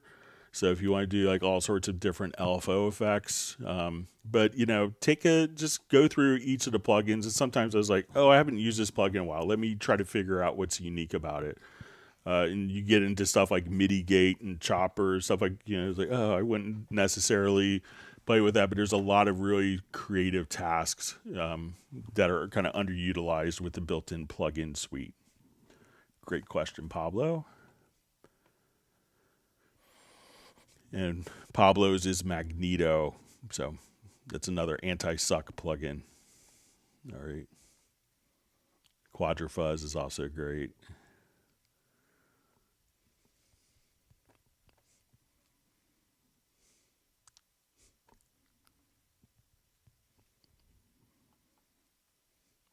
All right, so I think I've reached the end of questions.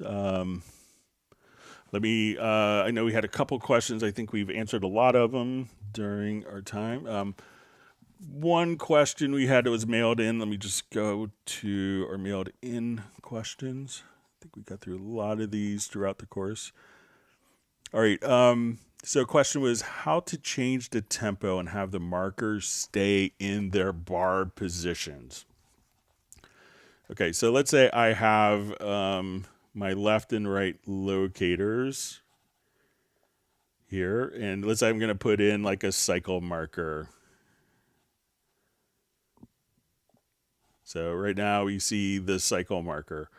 Okay, now what happens to a lot of people, they change the tempo. So let's say this is going to be perfectly aligned between measures 33 and 87. So I'll create a new cycle marker here. Okay, I'll just delete this just for demonstration purposes. All right, so what happens now when people change tempos often, and we look at our cycle marker.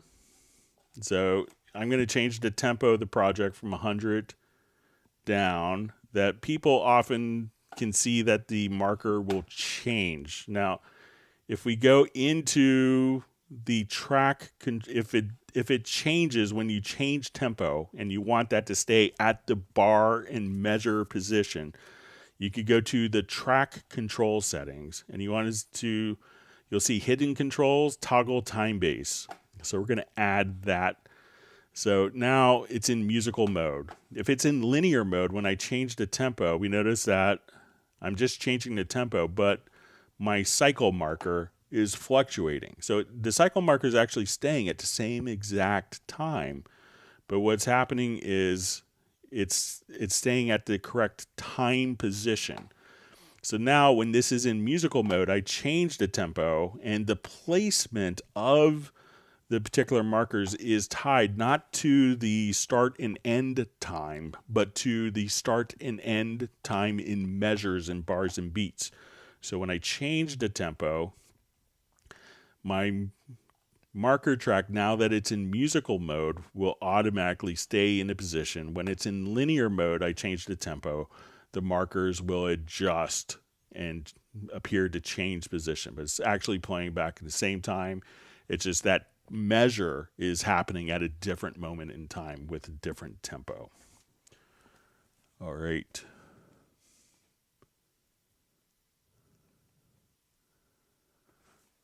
Okay.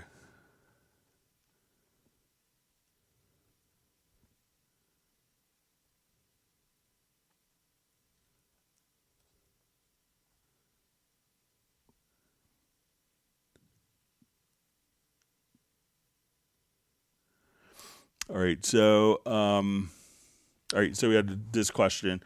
So I wanted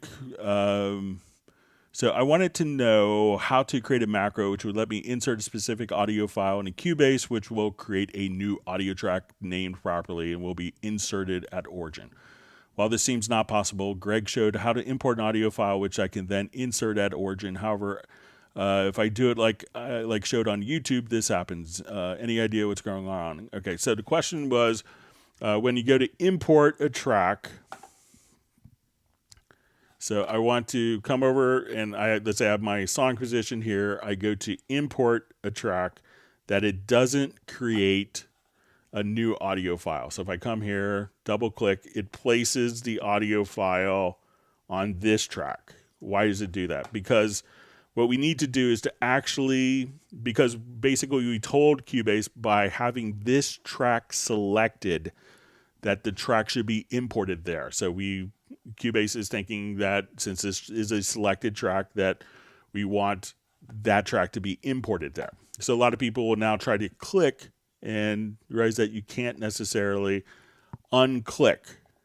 So if no track is selected and we import a track, it's going to add a new track. But if you actually just hold down the shift key and click on the track, that will deselect the track.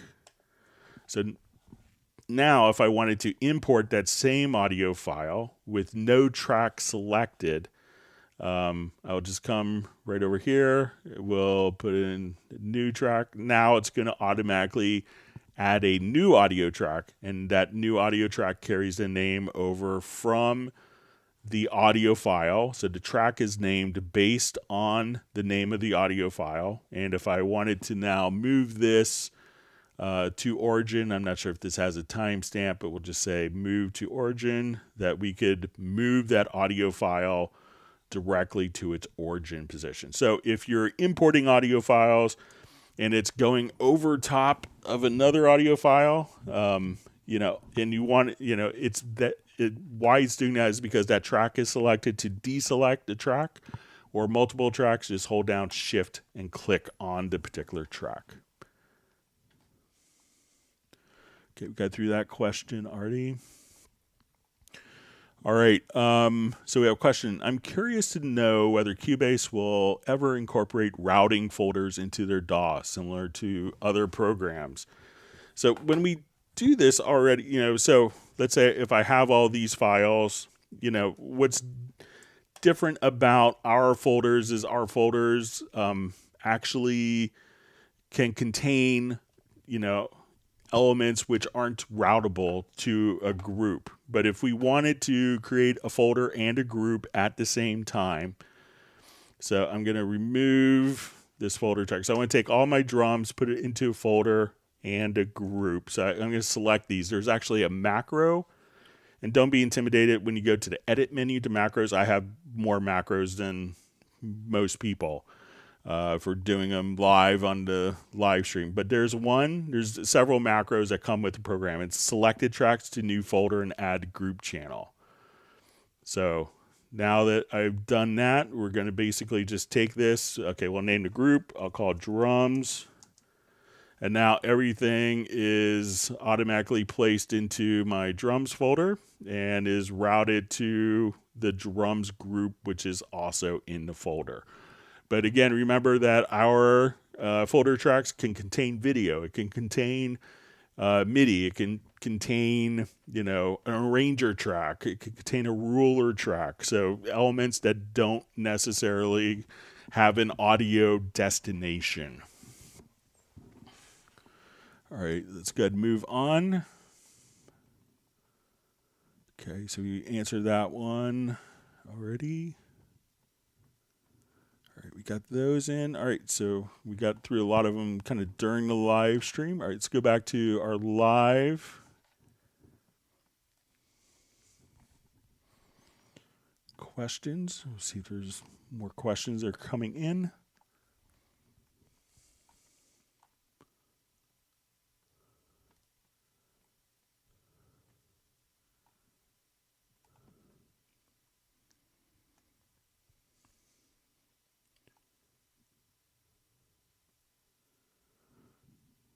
All right.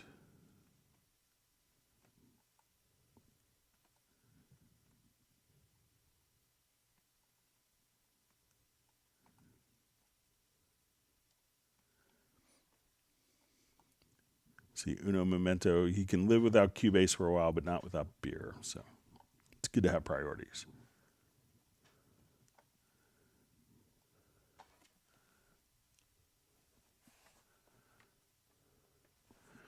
All right, so I just saw from John Costigan, maybe I missed this, sorry.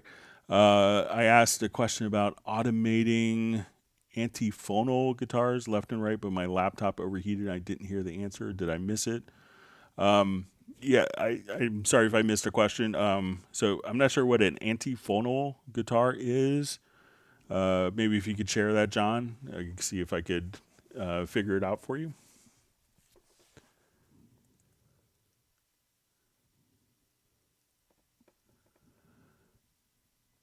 Okay, so Chris Hallam asks, to piggyback off that cycle marker question, when the cycle marker is up in the global tracks area, is there a way to use the selection tool to double click and select all regions and data below it? So they're currently separated, and I understand kind of the reasoning for it, but I think it might be nice if there was a way to do a global selection that included both zones.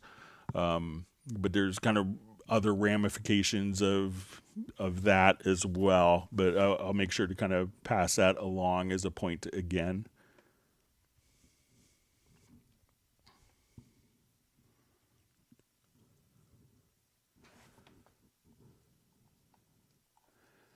All right, so I think I'm at the end of the questions. We'll see if John Costigan asks about the antiphonal guitar again. All right, we'll wait just a couple minutes. We'll see how everyone's doing. Thanks for all the wonderful questions. And again, as we mentioned before, we'll do kind of a Cubase. We'll do like Steinberg software giveaway on Tuesday. We'll have a couple of trivia questions. So about the live stream attendees, and we'll give away 2 prizes. I may be required to be in a meeting, but let me know if I have to do a meeting, and I may not hear until Tuesday. If you wanted to do a Zoom like hangout, meetup, like maybe on Wednesday, if that makes sense.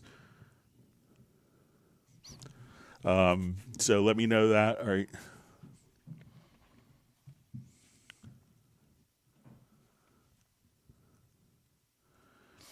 All right. So I see. All right.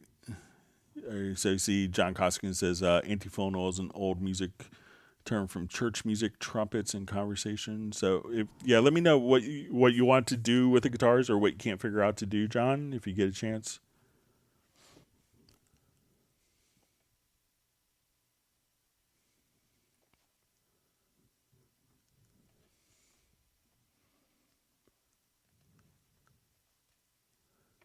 We'll see if John can respond. If not, we'll wrap up. Wish everyone a wonderful holiday weekend.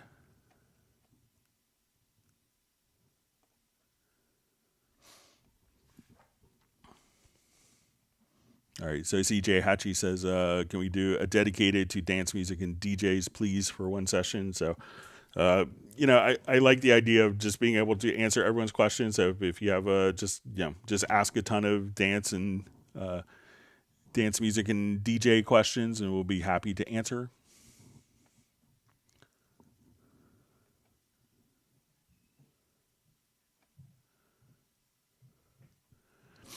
All right. All right, so we see from John, just says, I got guitars in conversation left and right, but they are too jerky.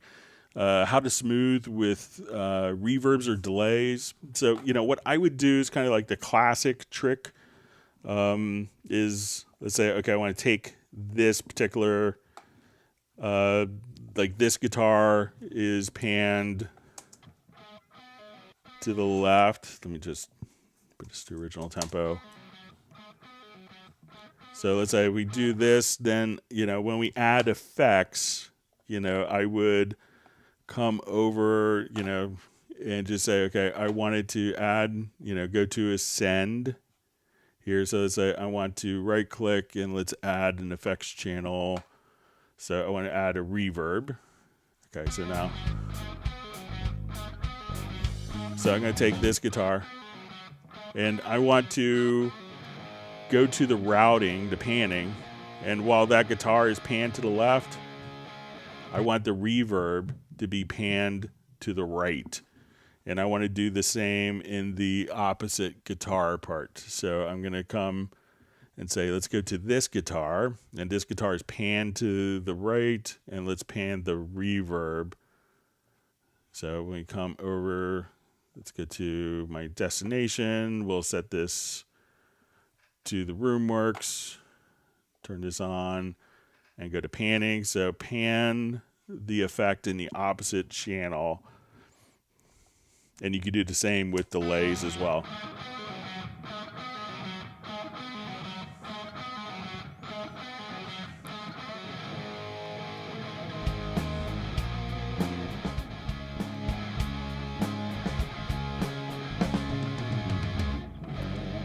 So we solo. This way the guitar is in the right, but the reverb is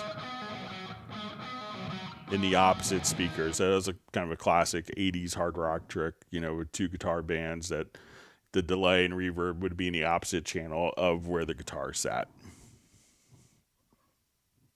So try something like that, John, and thanks for teaching me the musical term. See, that's one of the many things I learned today. So.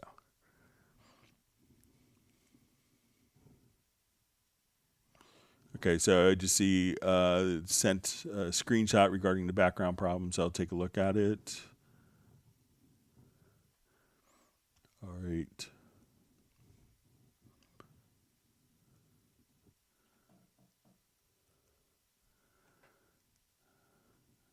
All right. So we'll see if there's any more questions that sneak in.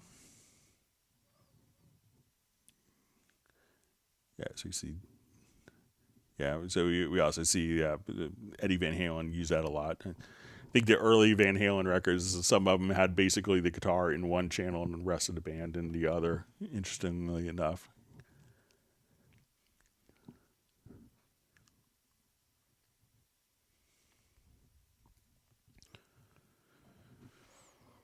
All right, let's see if there's any more questions come in. If not, we'll wrap up a little early. Want to wish everyone a very healthy weekend. Everyone get ready for Christmas. Get ready to celebrate with friends and family and loved ones.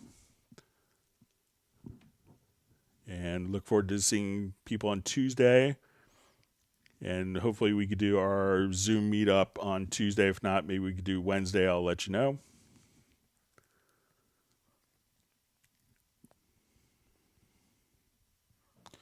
All right, so it looks like we're out of questions. Thanks, everyone, for great questions. All right, I love getting my gold trophy from Agent K as an emoji, so it makes me feel like I did okay today. All right, so everyone, please have a wonderful weekend, and we'll see you back on Tuesday. Everyone take care. Goodbye.